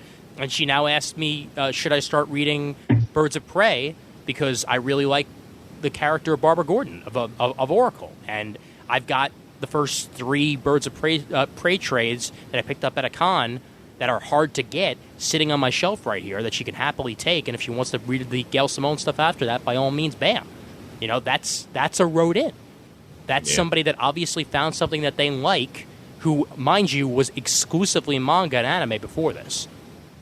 And found something that she could get her hands on that she enjoyed, and now she's reading both. I call that a win, but she's older, not younger. But I think what comics need is they need better advertising, because I think with manga and anime, it's kind of hardwired into the brains of people who grew up, like our generation, Ian, that were part of like the big explosion of anime and manga. They know that anime and manga, usually if there's an anime, there's more often than not a manga associated with it. Mm-hmm. And I think that the comic companies need to advertise that, there's these great cartoons out there, there's these awesome movies that are coming out, there's also comics, and you might like them. Mm-hmm. There needs to be better advertising that they're, like on BBC America, I know they've started running the ads for Fables. Oh, God. And I think don't get me started. Please don't get me started on the Fables ad, because you're trying to get people hooked on a comic or interested in the comic without showing one page of the interiors. Right. Yeah. And they need to like, I remember when they had that Secret Invasion ad that I think Marvel had on ESPN, mm-hmm. and I only knew it was Secret Invasion because I read comics. If you read comics, you would have no idea. You need to, like, take Superman, Batman, Spider-Man, Iron Man, these characters that the mass public knows about, and you need to show them the comics. You need to show them that you're not crudely drawn or whatever other preconceptions they might have. You need to sell comics to the mainstream audience, mm-hmm. and you need to show the comics themselves to get them interested. And I think if comic companies were able to get more advertising out there and tell more people that, hey, you can go to your bookstore and you can get, it's not these floppy pieces of paper. You can get a book, a graphic novel of comics. And, I think that would help. I hate the term floppies so much. I hate the term floppies. But they tell you... sorry.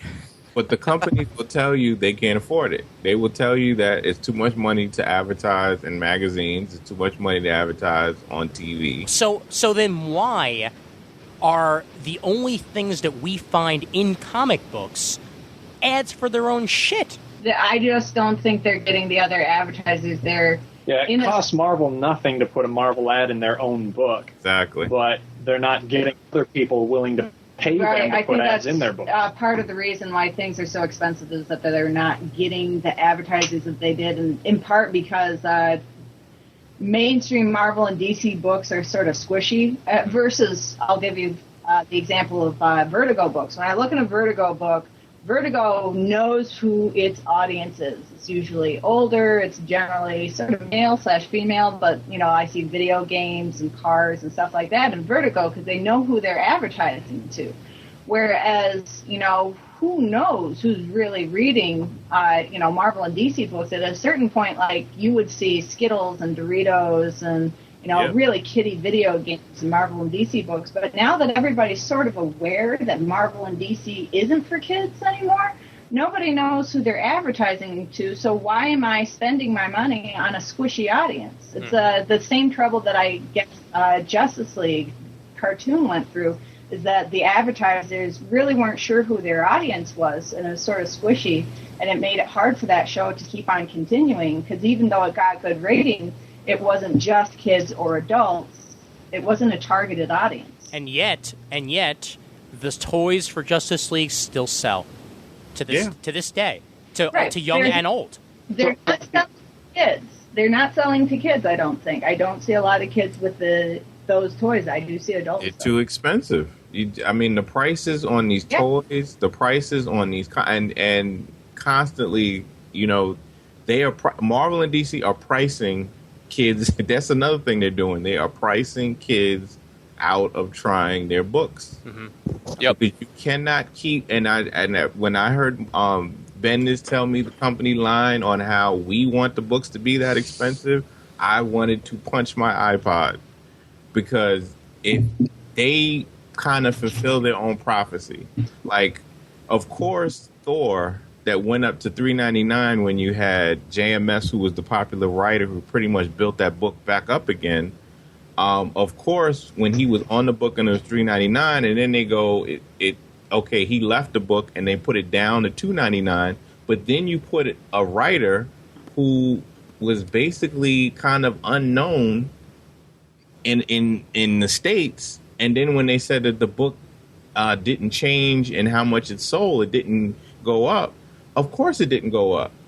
You set a tone. You already set it up that book would fail. Mm-hmm. That it wouldn't go up again. And I bet you when they put Mac Fraction, who is a little bit more popular, they're going to raise it back up to $4. They are. It's already been solicited.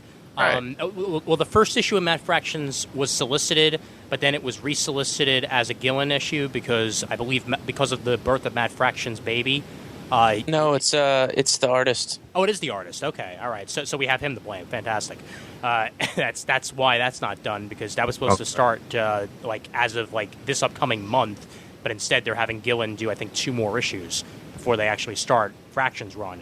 Doesn't make me very happy at all that already the artist is having troubles, because LaRocca's been absolutely consistent. Say what you will about LaRocca's art, at least he's been consistent on Iron Man. That hasn't been waiting. Finally once. saw the Josh Holloway in 26. Yeah, good. I was like, what are people talking about? And I finally saw it in 26. I was like, oh, I didn't notice that at all. Son of a bitch. But I mean, I didn't notice it till 26 issues in. So, is that a good thing or a bad thing? I don't know, man. I guess wouldn't necessarily say it's a bad thing. You got people picking it up. I watch Lost every week. Damn. But or used to. Well, here's what could be the last conversation. If not, we've got more to talk about. Whatever. But here's a catch-22 that I want you guys to think about. With Kick-Ass, came out in theaters, did decently well, enough to warrant a second. The overseas numbers definitely pushed it over that. I noted the numbers on Kick-Ass graphic novels have been great. Mm-hmm. They've been up to, not nearly as good as Watchmen when Watchmen came out, but Watchmen's another example that I can give, where Watchmen the movie was pretty similar to what you're going to find in Watchmen the book. Similar to Kick-Ass, where Kick-Ass, except for a few changes, was pretty much the exact same thing that you'll find in Kick-Ass the book. So, when you get a very successful movie like Iron Man, and you open up Invincible Iron Man, and it's not the movie, and it's not even close to the movie, it's an entirely different story with entirely different characters that happen to have the same name, is that a reason for kids in particular, not to pick up comic books? Going with the everything old is new again or everything new is old again thing, if the movies aren't what the comic books are, if they're their own separate universe, why do kids have any reason to pick up the comics? You're missing the point. The reason that a book like Kick-Ass or Wanted or Watchmen or 300 or even Sin City, to a slightly lesser extent, can do gangbuster graphic novel sales after the movie is because they are single-volume stories. Contained. Self-contained. If a kid walks into a store after having seen Watchmen because their parents let them watch Watchmen somehow, then wants to get the book, the guy at the counter can say, here's the book, and that's Watchmen. If they saw Kick-Ass, here's the book. Wanted, here's the book. Sin City, well, there's like 6 of them, but here's the entire series in 6 volumes. Kid walks into a store, says, I watched that Iron Man movie and liked it, what do you got? The guy points over and says, well, here's our Iron Man stack. Half of these don't count anymore, but they're kind of important because it's kind of the origin, but they're kind of not because they don't really use them anymore. Half of these have just been written out of continuity. Oh, this doesn't count at all because that was Heroes Reborn. I mean, where do you begin? How do you get started? Well, there's an easy answer to this question. There's an easy answer to this question. It's, okay, what is the purpose of a kid coming in wanting to read Iron Man? He's seen the movies, okay? So what does he like about Iron Man? He likes the fast, witty humor, and he likes the modern feel, right? Mm-hmm. So you're not going to give him Heroes Reborn. You're not going to give him Armor Wars. You're not going to give him Demon in a Bottle. You're going to give him Fraction. Yeah. But what is that going to do? It's going to give him what he's looking for in the modern storytelling and the cool shit and the fast, witty humor and the sci-fi stuff. Yeah, and then what it will do as he continues to read it, it will bring him up to speed, hopefully, on the rest of the Marvel U. Okay, what's there talking about Civil War at the end of 25? What did he forget? What are we talking about here? Oh, let's go back or let's continue on. That's the best way to do it. I'm not going to give some newbie a story that's 20 years old. That's retarded. Well, Brent, let's be real. What the kid's going to do is go on BitTorrent and download that Matt Fraction comic for free. Yes. Yeah, fucking awesome. You're making a mistake by presuming that the kid's going to walk into a comic store looking for comics. There are whole states in the country that don't have a single comic store in the entire state. You're right. The kid isn't walking into a comic store. He's walking into a Barnes & Noble. He's walking into a Borders. And he's looking at their graphic novel stack. In Barnes & Noble, they will find the Matt Fraction stuff. The store could put out... You've got nobody at the store who's going to be like, oh, I know who Matt Fraction is, because everybody at Barnes & Noble is deeply knowledgeable about Marvel Comics. But if you put a now a major motion picture on the cover, that's all you need. What's the kid going to see on the spine when it's standing on its spine in the rack? Invincible Iron Man Volume 1. Invincible Iron Man Volume 1. That's it. But look at the right next to a bunch of other Volume 1 Iron Mans. There's a bunch of Volume 1 Iron Mans out there. And let's not talk about how many Volume 1 X-Men comic books there are. But you know what? With that attitude, you're never going to get any new readers. No. I'm not saying that there's not any changing. But you look at that BitTorrent site that got taken down not that long ago. There were millions of downloads of Marvel and DC and all types of different books, and it wasn't just adults that were doing that. It was a lot of kids that were downloading this stuff. And then if they go to a Marvel site and they look at how much they're charging for a digital comic, it's ridiculous. Yeah. Yes. Oh God! When Marvel announced $3 for a digital download, that is ludicrous. No, it's pathetic. That is ludicrous. It's not going to last more than a year. Mm-hmm. And then when it fails, which it absolutely will, they're not going to say it was stupid of us to charge $3. They're going to say digital comics don't work. Mm-hmm. Right. Yeah. No. Yeah. It's absolutely intentional. Well, see, here we're going to come back full circle, because the reason they're priced so high and the reason that comics are slowly but steadily going up to $3.99 is because they can charge the already plugged-in fan base that much, because they know we'll pay it. Mm-hmm. Yeah. And that's again going back to how they're focusing too much on what they already have instead of making efforts to gain some new readers. Yeah. I mean, and you know what? I was gonna cut down on my comic books because I was jobless. I fully admit that was my main reason for cutting down on comics. Now that I have a job, I can go one of two ways here. Either I can say, okay, I have a job, I can continue to spend the amount of money I was going to spend, or I can say, you know what?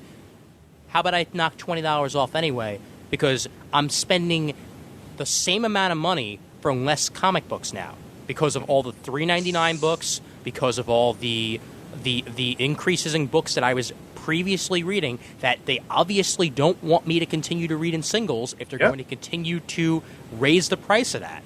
So when it comes out in trade, and yeah, I know the price of trades is going up, you don't have to tell me that, but if it's 50% off at least when it comes out, then I'll certainly go and pick that up, because if $25 becomes 50% off of $25, then all of a sudden it's magic.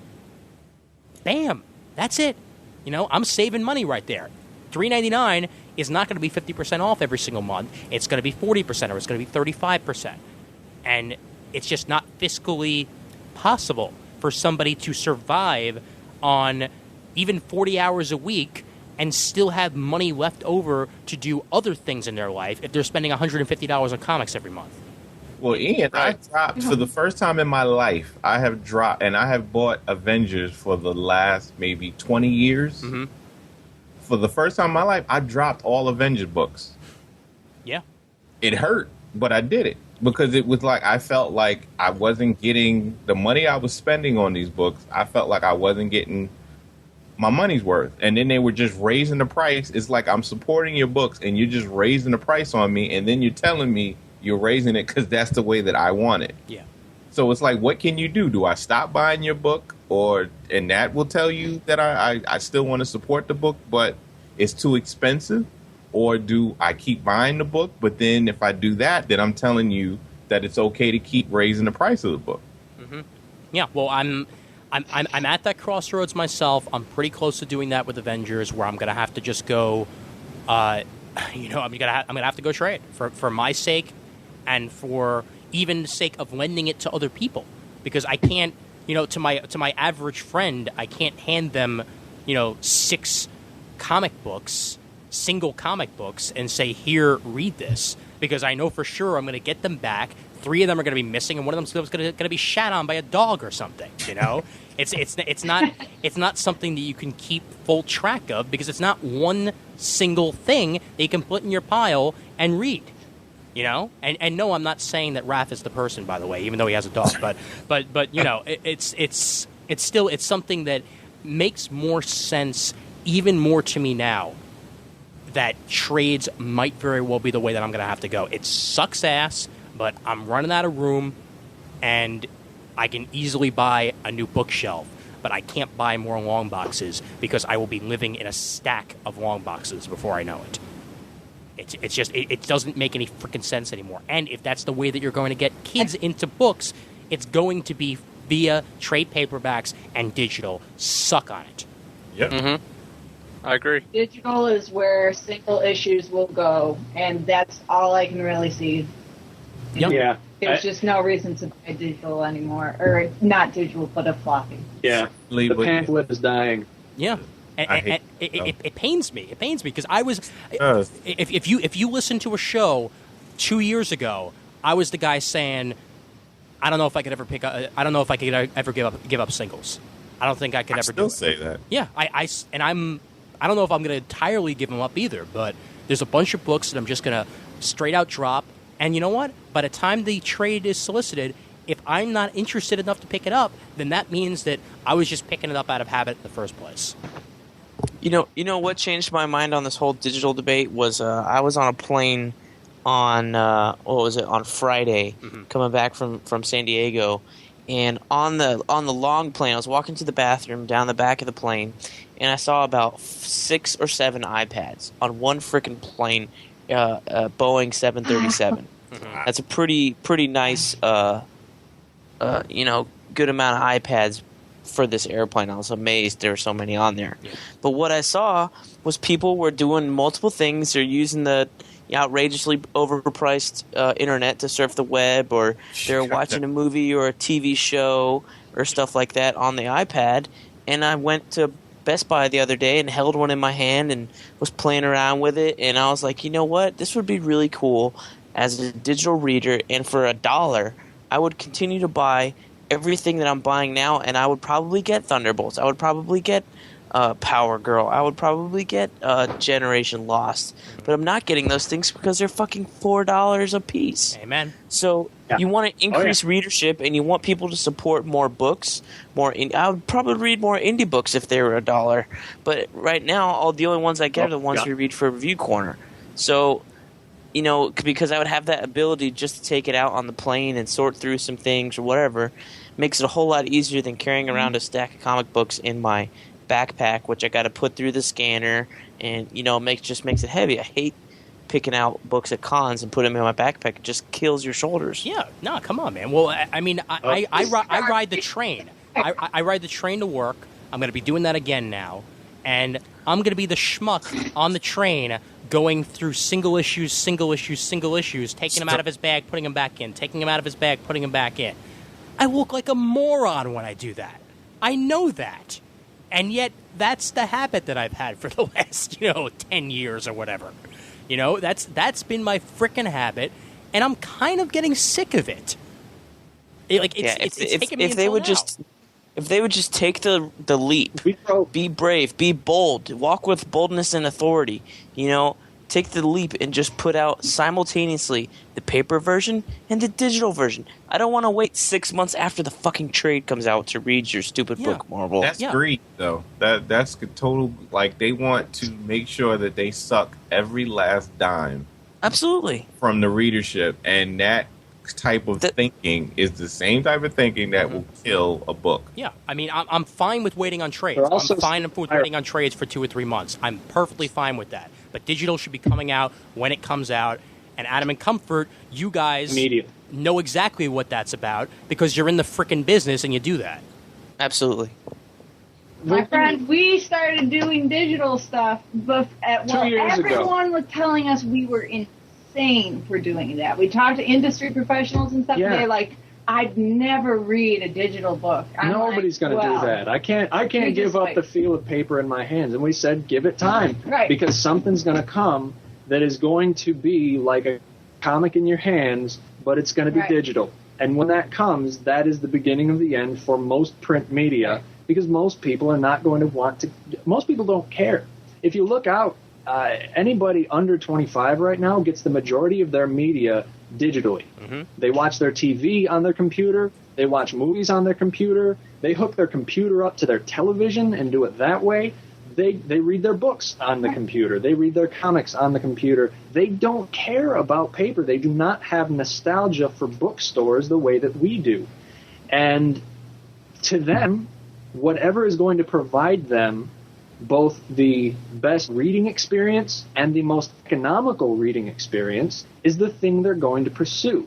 Now, they might want to put money down on a trade, but if you want to charge them $4 for one issue of Ultimate Spider-Man, or they could get a big, thick manga trade for like $6, what do you think they're going to choose every time?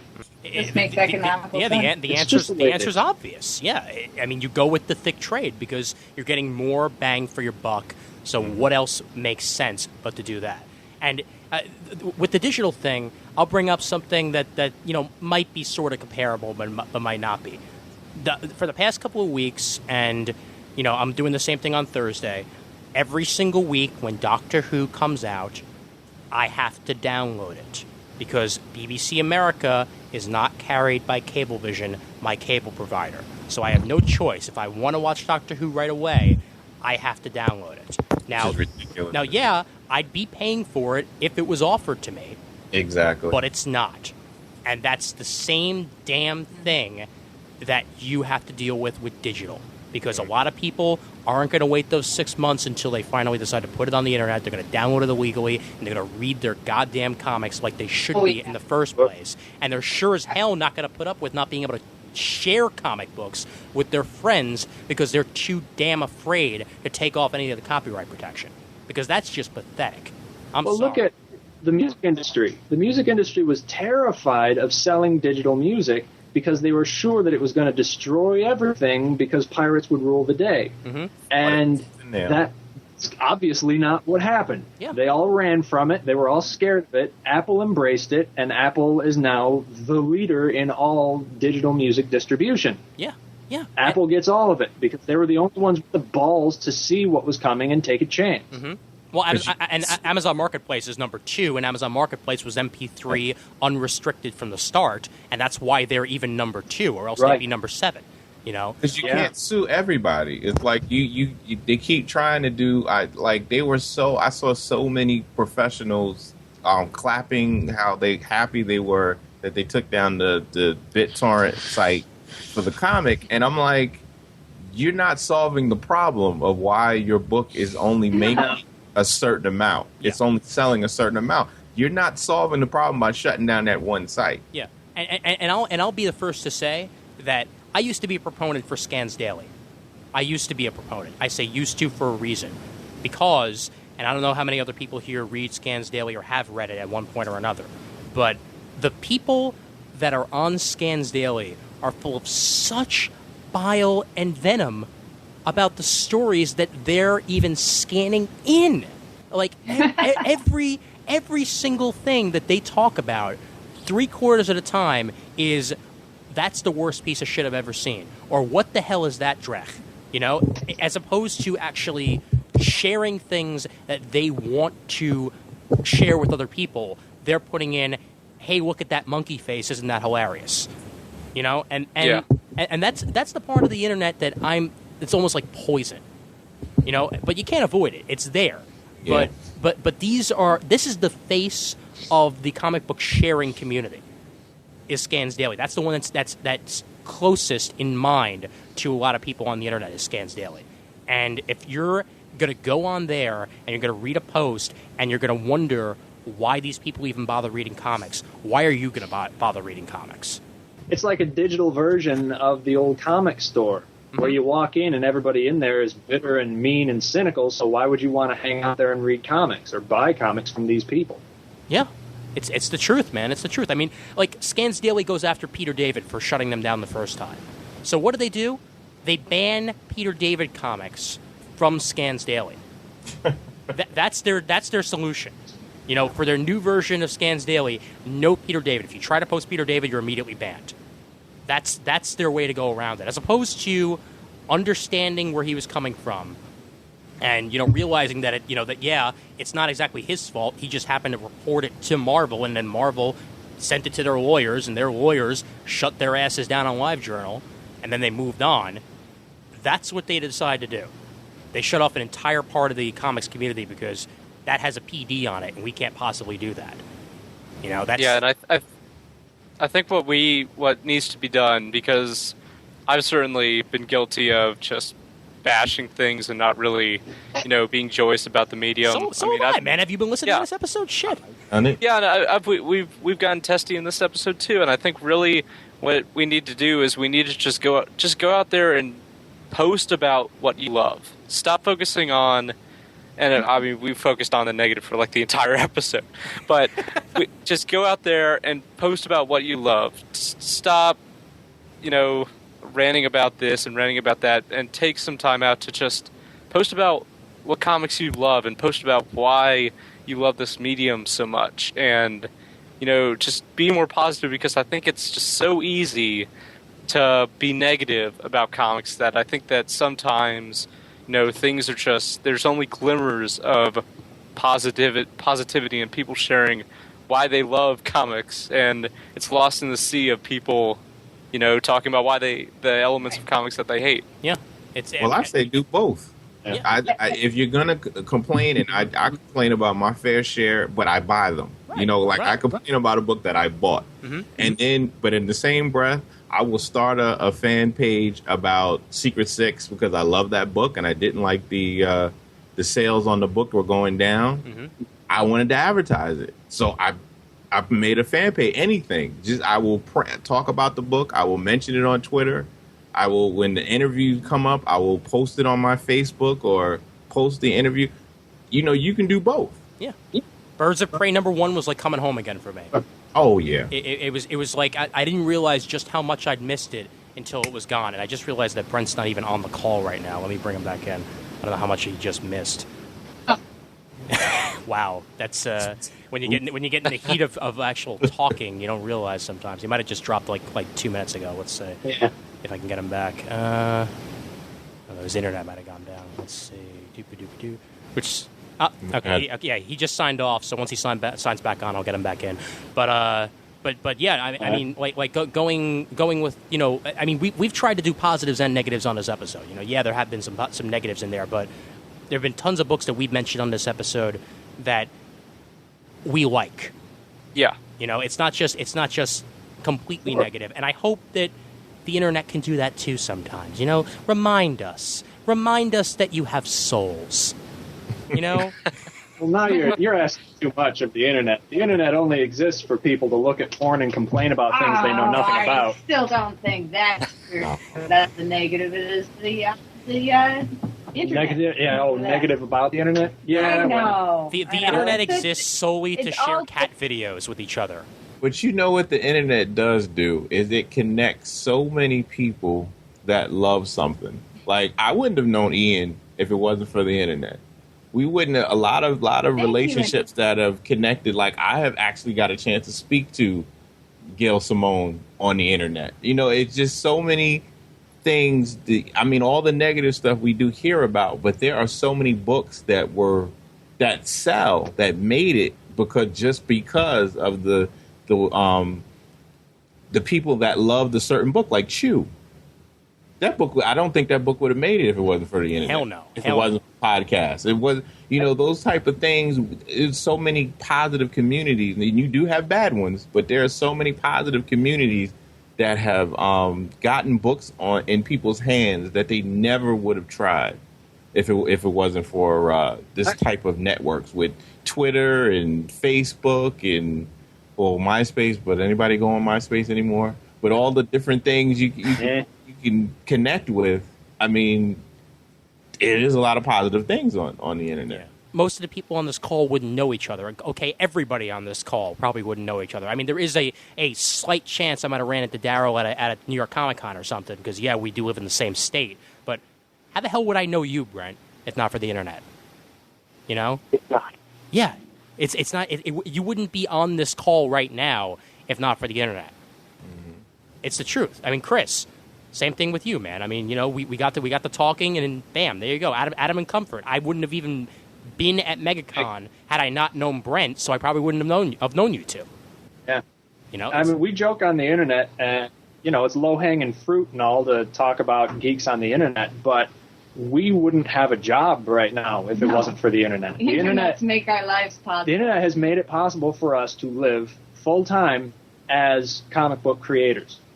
And without it, that wouldn't happen. Never. My one fondest hope about all of this change in the market right now and the move towards digital content is the hope that it would make it possible for more people with good ideas, creative drive, and serious talent to release comics that would not be allowed that chance in the system as it currently exists. Mm-hmm. People who have stories to tell that we would love to read, that we will never see because no publisher will give them a shot, but the internet doesn't care. You can try anything that you think will work. And if you can get it out to that audience and find your audience, then you can make anything happen. Yeah. Well, Brent, you know what? You're a good person to ask because I mean, you were on the episode where back in the day we were talking about, the future of digital comics and whether or not there even would be paper comics sometime soon. Has your opinion changed at all in the past couple of years on this? I mean, do you feel that I mean, I know that you mentioned that the iPad was eye-opening for you, but will we be entirely digital at any point? Right now, I mean, yeah, you've said yes or no before, but I want to know this very moment, do you think that'll ever happen? Within the next year, I don't think so. Okay, but next 5? Marvel has taken a step in the right direction with integrating an online store, both for regular computer users and the iPad. They're taking a step in the right direction. However, they are not giving us new content. They're giving us old content. Mm-hmm. That's the one major problem I see with this. DC has, 3 guys in charge of it that are obviously sharp, but however, we've yet to hear anything at all about an approach to a digital thing. It's just, too soon, or we have something planned, but we're not ready to discuss, or do we have something planned? I don't even know if we have something planned. We're not ready to discuss, even if we do have. Maybe we don't know if we have. They're not ready to discuss the option. And I don't know what the deal with that is. They're backed by a huge media company. So you think that a move to digital would be a lot easier for them than it would be for Marvel, who had the digital thing before they were even bought out by Disney. You know what I mean? Mm-hmm. Yeah. So for me, that just boggles my mind. Uh-huh. Yeah, and with Disney backing them and Disney wanting to be something that's relevant. I mean, that's why they bought Marvel, is they want boys to like them, not just girls. I mean, wouldn't it make sense to broaden the horizon of the property by making digital more accessible and increasing their bookstore circulation?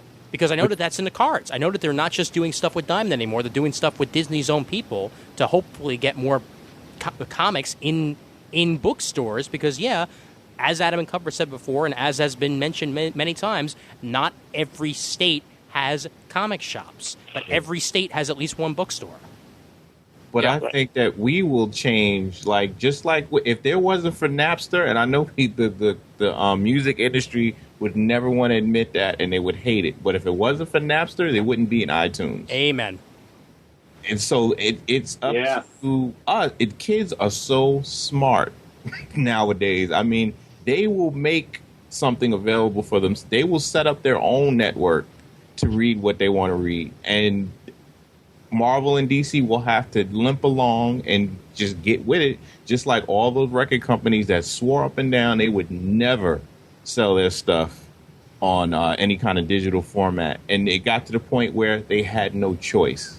And that's what's going to wind up happening when Top Cow starts doing it and Boom starts doing it.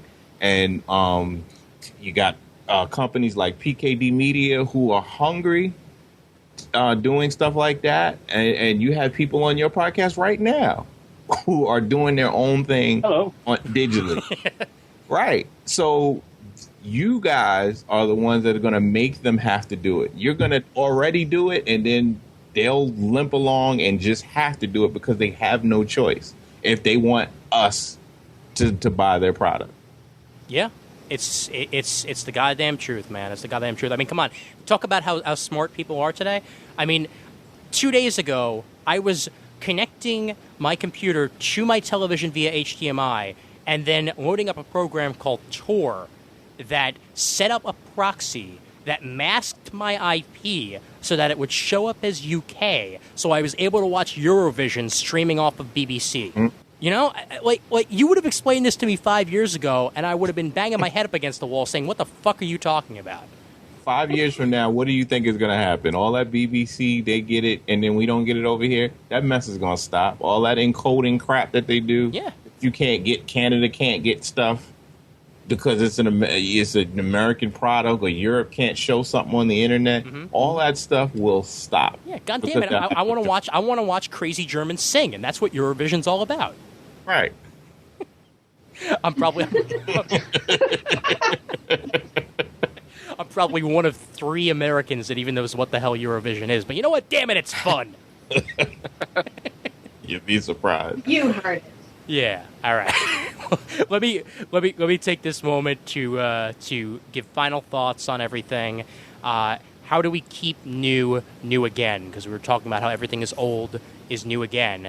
And if you want to summarize your thoughts real quick on how we keep the new, that would be beneficial to everybody who only listened to the last 5 minutes of this episode. So, Chris Johnson, we will start with you.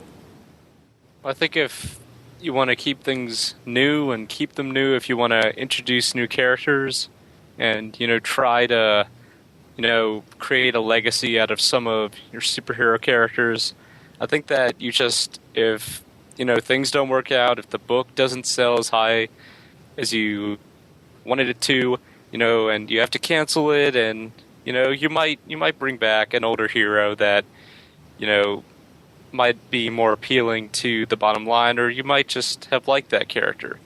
Don't just kill the new character off, because one day some new writer could come along and find this character that was introduced, had a series for 20 issues, and then just faded into the background, and he might come up with a killer idea how to use that character in a title he's writing, or in some event that only that character could play a part, something like that. Mm-hmm. Just stop, and I mean, going back to where we began with this conversation with Barry Allen, Barry Allen, a reason a lot of people are upset with him coming back is because when Barry Allen died, death meant something in comics. Yep. And death doesn't really mean that much anymore these days, because you kind of just expect it. And I think if you just, instead of just keep on sacrificing the newer characters when you need to create a twist or create a shocking moment within your book, just pause for a second and just let that character stay within the library until somebody's going to come along and make that character a star player in the universe. But Chris, Jeff Johns says dead is dead. And that perfectly explains why the first page of Brightest Day was a bird dying, because and then being brought back to life, because dead is dead. It's a 4-issue mini of that bird. He's coming back. It'll be $3.99. The rise and fall of the bird. Yeah, it rises and it fell. Yeah, bird rebirth with art by Ethan Van Sciver. All right, over to Daryl. My thing, don't let corporate run the whole thing. Don't let corporate be your creative side of your product, because corporate will kill your company. Corporate will squeeze every idea and kill it to the point where no one likes it. And that's something that has been going on too many times. Every time I keep hearing you can't do this, and then you ask why. Why can't I do this with the character? And they can't give you a good reason. That means you need to be open to the people around you. You need to be open. There are so many people out here that are hungry with good ideas that want to get into the business. They should open up. I mean, right now it looks like Marvel and DC are closing those doors more and more, making it harder and harder for people to get in there and to try to just create something new or try to put life into the products, into these characters that they have grown up loving, and they want to share what they think would be good stories, just like a young Jeff Johns did, just like a young Brian Bendis did, and a Mark Millar. So don't shut yourselves off like the music business did until other people had to come in and pretty much do their own thing. So just let people be creative and embrace ideas. Even if you don't agree with them, at least have dialogue with people to see why you don't agree with them. Hear, hear. Hear, hear. Mr. Cassina. I think the main thing is you just can't be afraid to take risks.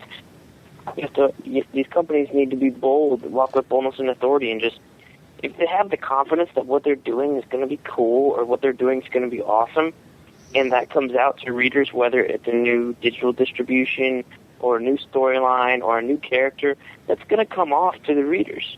But what is the problem is that they don't have the confidence to tell these readers that this is going to be good or anything. They don't have any, it's like almost like they don't have any confidence in the product at all. And rather than confidence, they're giving it a lot of hype. So I would say that they need to have confidence in their product, and the only way they can do that is by putting out the best product or being daring with a $1.99 digital distribution comic store that comes out the day of. You know, even if it wasn't everything, if you offered your biggest releases, or not even your biggest releases, offer your smallest releases. Put up Booster Gold number 33 the day it comes out, because you know that story needs a bump. Put out Power Girl. Put out these lesser known character books that aren't selling, 45,000 units or whatever it is. That put them out there for $1. More people will try them. I'll go back to reading Booster Gold if it was $1 online. Enough said. Because I'm not reading it right now for $3 freaking, written by guys who I'm not particularly interested in. But for $1, I'll read it. If I'll dig the first issue, I'll keep going for $1. I understand where you're coming from. I'm close. I might read all the X-Men books if they were $1 and they were coming out concurrently, but I don't. But if they were $1, then you'd be spending $10 on them.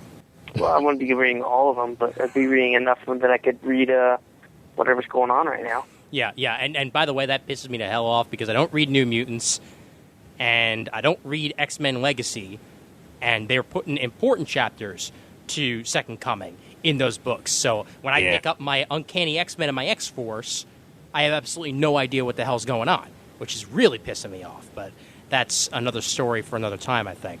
I'll wrap up my thoughts real quick on this, and then I'll give Adam and Comfort their time, and then we'll wrap this baby up.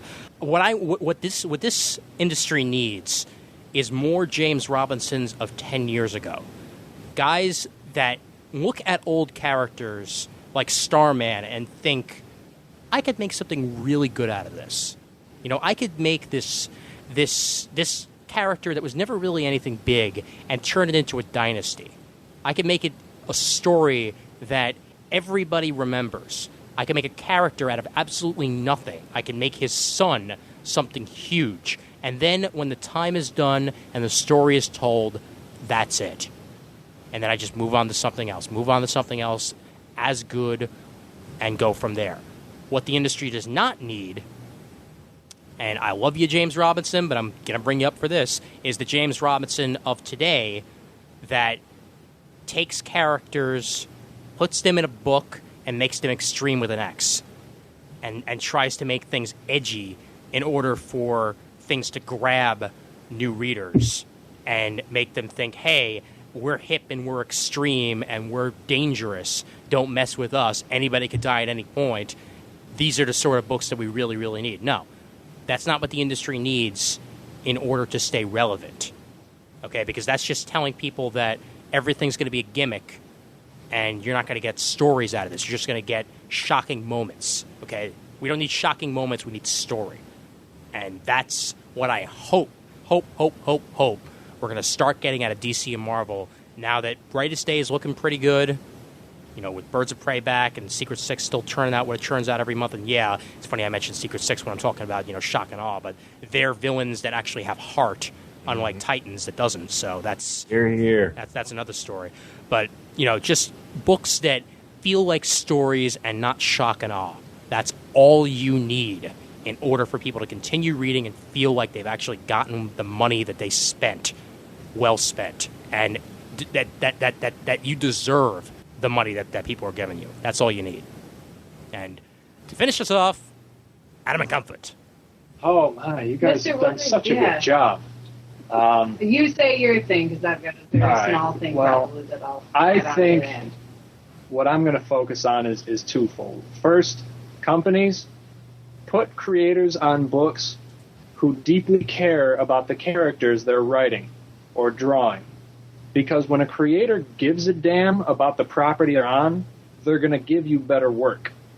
Don't just put somebody on because they're a hot new talent or because they sell books by having their name on the cover, because that's when you start getting mistakes or things that seem wildly out of character or things like that. You wouldn't need to bring Barry back if you had put somebody on Wally's book who gave a damn about that character and had a good story to tell.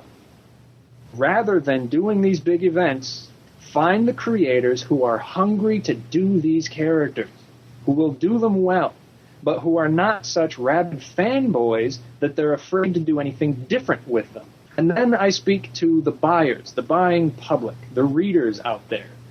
Do not give them your money for books you don't enjoy. I heard somebody say the shame about Marvel going up to $4 is I'm not going to stop buying Thor, but I will stop buying independent books that I like way more.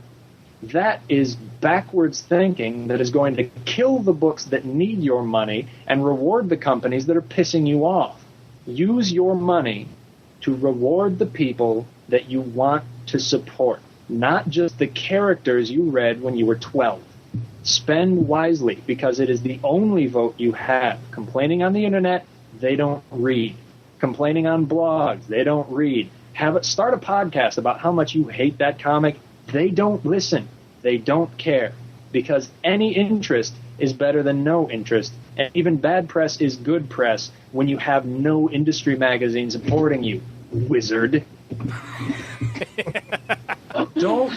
The internet is not enough. Your money is all you have. Buy the books you like. And if you don't enjoy anything Marvel and DC is doing right now, open your eyes and look elsewhere. Because there are tons of brilliant books being written right now. Brilliant books. Better than anything you're going to find in Marvel or DC that are being released by people you've never heard of. So give it a try. And that's all I got.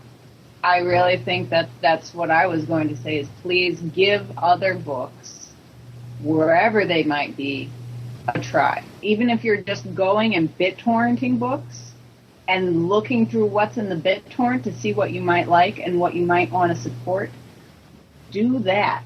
And then turn around and give your money to those people. Because they actually need your money to keep going. Right. What comics really need to have happen is they need to break away from being a two-company system, and they need to be able to make lots of books in lots of different genres for lots of different people, because this little niche audience is not working, and that's a sad fact. But the only way that changes is if you take your money elsewhere. Right.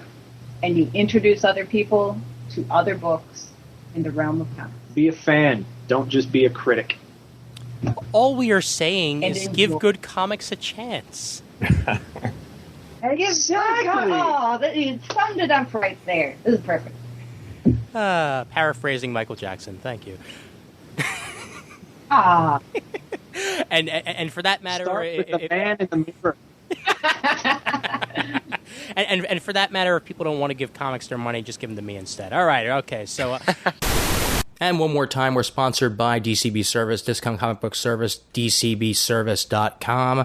Wolverine, #1. Special discount of 75% off, only 99 cents this month. Written by Jason Aaron, penciled by Renato Geddes, covered by Jay Lee. The return of Wolverine to his own series after Dark Wolverine took it over for a while there. And even Dark Wolverine is getting himself a new series, so they're just resetting everything.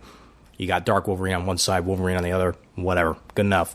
Mouse Guard Black Axe #1 is the indie pick this month for 45% off, only $1.92.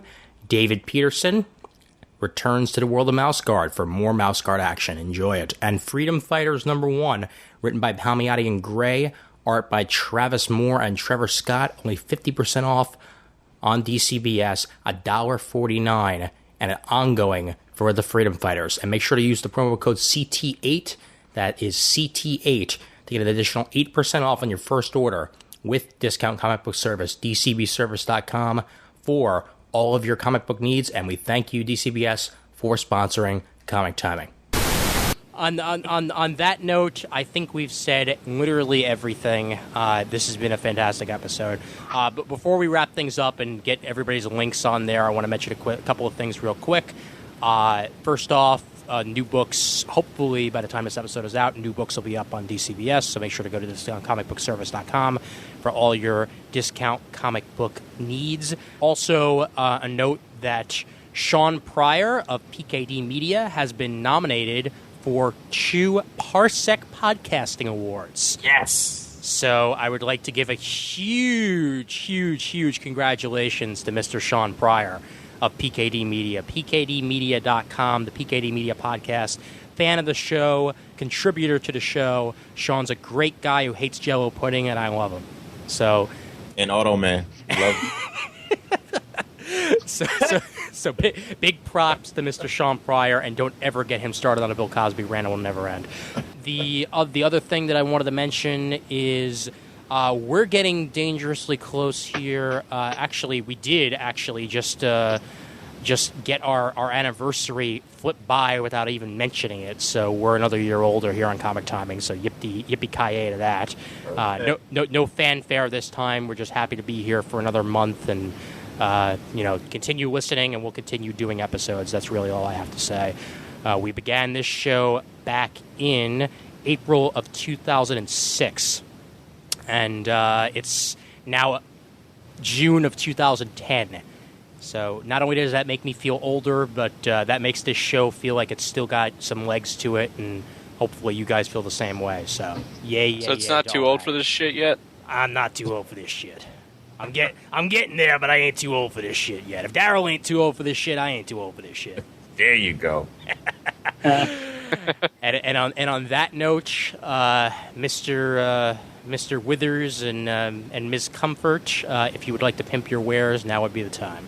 Excellent. You can find everything we've got on www.uniquescomic.com. We have the all-free, all-monthly anthology series Unique Tales just started, running strong. Brand new story coming out next Wednesday. And you can read the story with Brian J.L. Glass's writer. Harvey Award-winning Brian J.L. Glass has a story just released a few weeks ago. You can get the first issue of the Uniques comic, 36 pages, absolutely free at the website. And in just a month's time, we released the first issue of our brand new miniseries, Rainbow in the Dark. So we've got a lot coming and a lot coming up, and you can follow it all at uniquescomic.com, or you can follow us on Twitter at The Uniques. Man, what a sales pitch we've had. Hi-oh. Act now and you'll receive steak knives at no extra cost. Right. Also, I may say, you can get all the issues of the Uniques for 99-cent downloads. But that's not all. Wait, there's more. There should be more. Jeez. It slices, it dices. You can use these digital files to make julienne fries. Oh, dear. I totally thought we were done. No, we're almost done, man. We're getting close. I'm wrapping up. I just wanted to ask real quick if you got any BK's bullets or anything. No. No? Nothing in the pipeline? Nothing in the pipeline. All right, cool. You can go now if you would like. See you later, users. Brent Casino, ladies and gentlemen. Yeah, all the week. I said users, not losers. Oh, okay. Well, that's good. It said subscribers.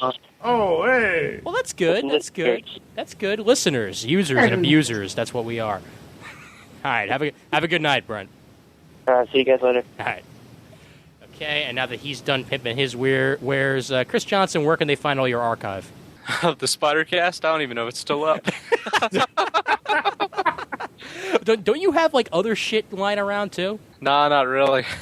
What about that? What about that 52 thing you did for John back in the day? Oh yeah, you can go to comicbookpagepodcast.com and talk about most of the DC miniseries Final Crisis, one of the greatest comic books of all time. And I guess you can give AmazingSpiderCast.libsyn.com a shot and see if you can still download that show. It's still up. It's still up. I just went to it just now. Episode 79, posted on October 12th, 2008. Well, there you go. It's a slow release schedule. That's all. Yeah, we're going by decade, so should have another one out there sometime soon. Nice. Yeah, once that marriage gets reinstated another 10 years from now, you'll start doing the show again. Yeah, well, I will. So, last episode 2008, so in 2015, episode 80.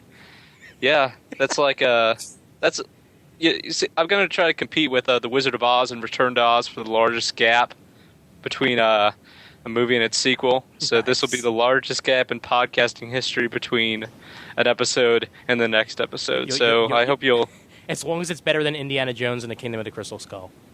I don't know. By 2015, maybe me or Jen would have been abducted by an alien. I don't know. We'll have to mark your calendars for 2015, and we'll see what happens, guys. No. I know Canada's weird, but I didn't think it was that weird. As long as they got a refrigerator in it, I'm good. Yeah. And yeah. Nuke in the fridge in 2015. That's the tagline, baby. I would love for there to be. I would love for there to be a story in Marvel continuity with Nuke in a fridge. Oh, that was fun. That's what the Jeff Parker would do. Oh God! I should tweet that to him and see if he'll do it. And last but certainly not least, Daryl, what you got? I'm on the Fixers Hideout, and I'm on Comic Book Roadshow, and my personal baby is No Apologies, where everyone is invited. If you have Skype, every Saturday we get together and we talk comics. If you want to pimp something, a book that you love, we talk about that. If you have a complaint about the industry, we talk about that. Just a bunch of us just sitting around, just talking about things that we love. So you can hit me up on Skype at The Voice 12341, or contact me on my email at noapologies1225@gmail.com, and you can be on a podcast. Awesome. And a reminder out there that Comic Timing finally has a Facebook website, because it's not like it took long enough. We had a group, but nobody ever posted on it. So I finally decided to make an actual page, and we have doubled the amount of people subscribed to the page than we ever had for the group, proving how beneficial Facebook groups are. So definitely go ahead and like Comic Timing. Oh, and Ian, I'm sorry, I just had to throw one thing and I forgot. Go ahead. The Fixers Hideout will make it to its 150th episode this coming week. I don't know when the show is coming out, but nice. 150 episodes. All right. Fine. I'll make it to an episode recording eventually. Jeez, it's a call-in. You got it. We're doing a call-in, so you can call in for that one. All right, cool. Party at Ian's place. Woo! Where's the pizza? Hey, we got some pretty good pizza around here. I'll go tell you on San Remo. Good stuff. But Adam and Comfort and myself will be at Otakon. So yippee-ki-yay.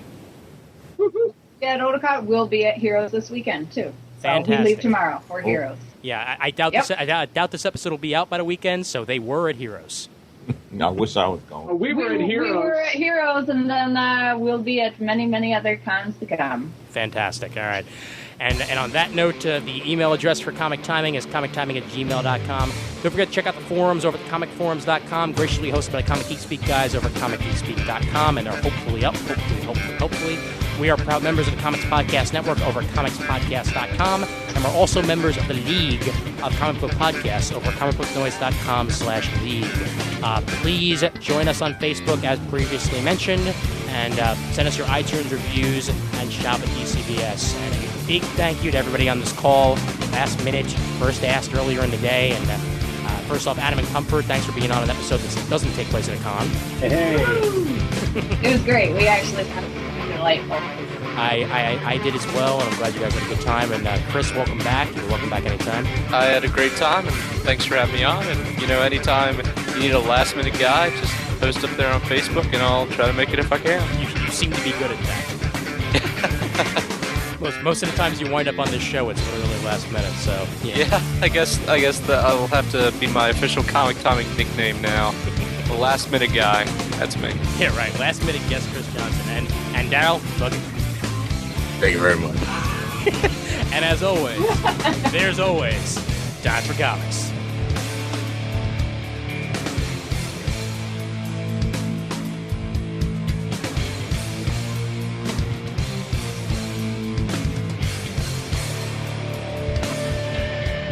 Yeah, congratulations on the new job, man. Yeah, I just literally got confirmed at this point about 12 hours ago. Yes, thank you.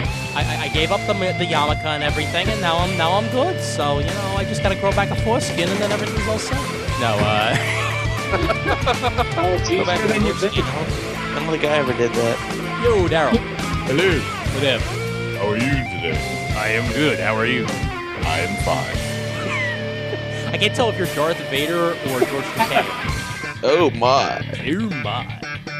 Hello. All right, so the gang's all here. I think we all know what we're talking about. Not much of an explanation on that. Just whether it's a good idea or a bad idea that things are going back to what they were 20 years ago. Oh, I thought we were talking about if you mix ham with jerky, what would happen? You get spurky.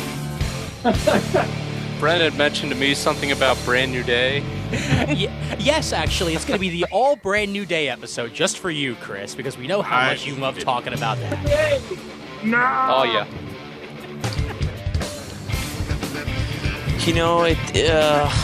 Oh, Jesus. Yes? Really? Yes, my son. What would you like to say? He should have said, Ian is fine, thanks. Well, he was a Jew after all. Yeah, that's true, and I think that's part of the internet. I know that delay, huh? Mr. Casino. What am I answering? The square root of 57 divided by 4 times 7 equals... No. All right, Brent's cell died again. All right. So I'm gonna get him back in real quick here. And then we'll actually really end the episode. I don't even know how much of what he did, what he's missed now. God damn it! This is getting annoying. Yo, wait, damn it! Back up, yeah. Oh. Yo, Yeah. and we're out. Good night, Ed. awesome. Fantastic. Nice. There. 2 hours and 45 minutes. Gracious. I do 5 hours every week, so I can't say anything. That's nothing. I do this in my sleep. Adam Comfort, thank you for sticking with us with the crazy internet 5-second thingy. It's frustrating. We apologize again if we seem like we're cutting people off too much. We generally try to be more polite than that. Yeah, the internet is the enemy here. Not you. It's the internet and Joe Quesada. Not you. Quesada! Old Mitt. That's better. a little better. You also didn't get a southern twang in it like you did before. Yeehaw. Giddy up. Caught yourself doing that. Nah, I didn't really do that. I didn't really know that I did that. Although I'm going to record everything with the southern twang now. Are you still recording? Yeah, technically I am, which means it's probably going to go in the back of the episode right here. Uncle Ruckus. Yeah. Yeehaw. You're racist. I am a racist, man. That is actually accurate. But you put that in the back end. I'm racist. Daryl's on this episode and I'm racist. How the hell did that happen?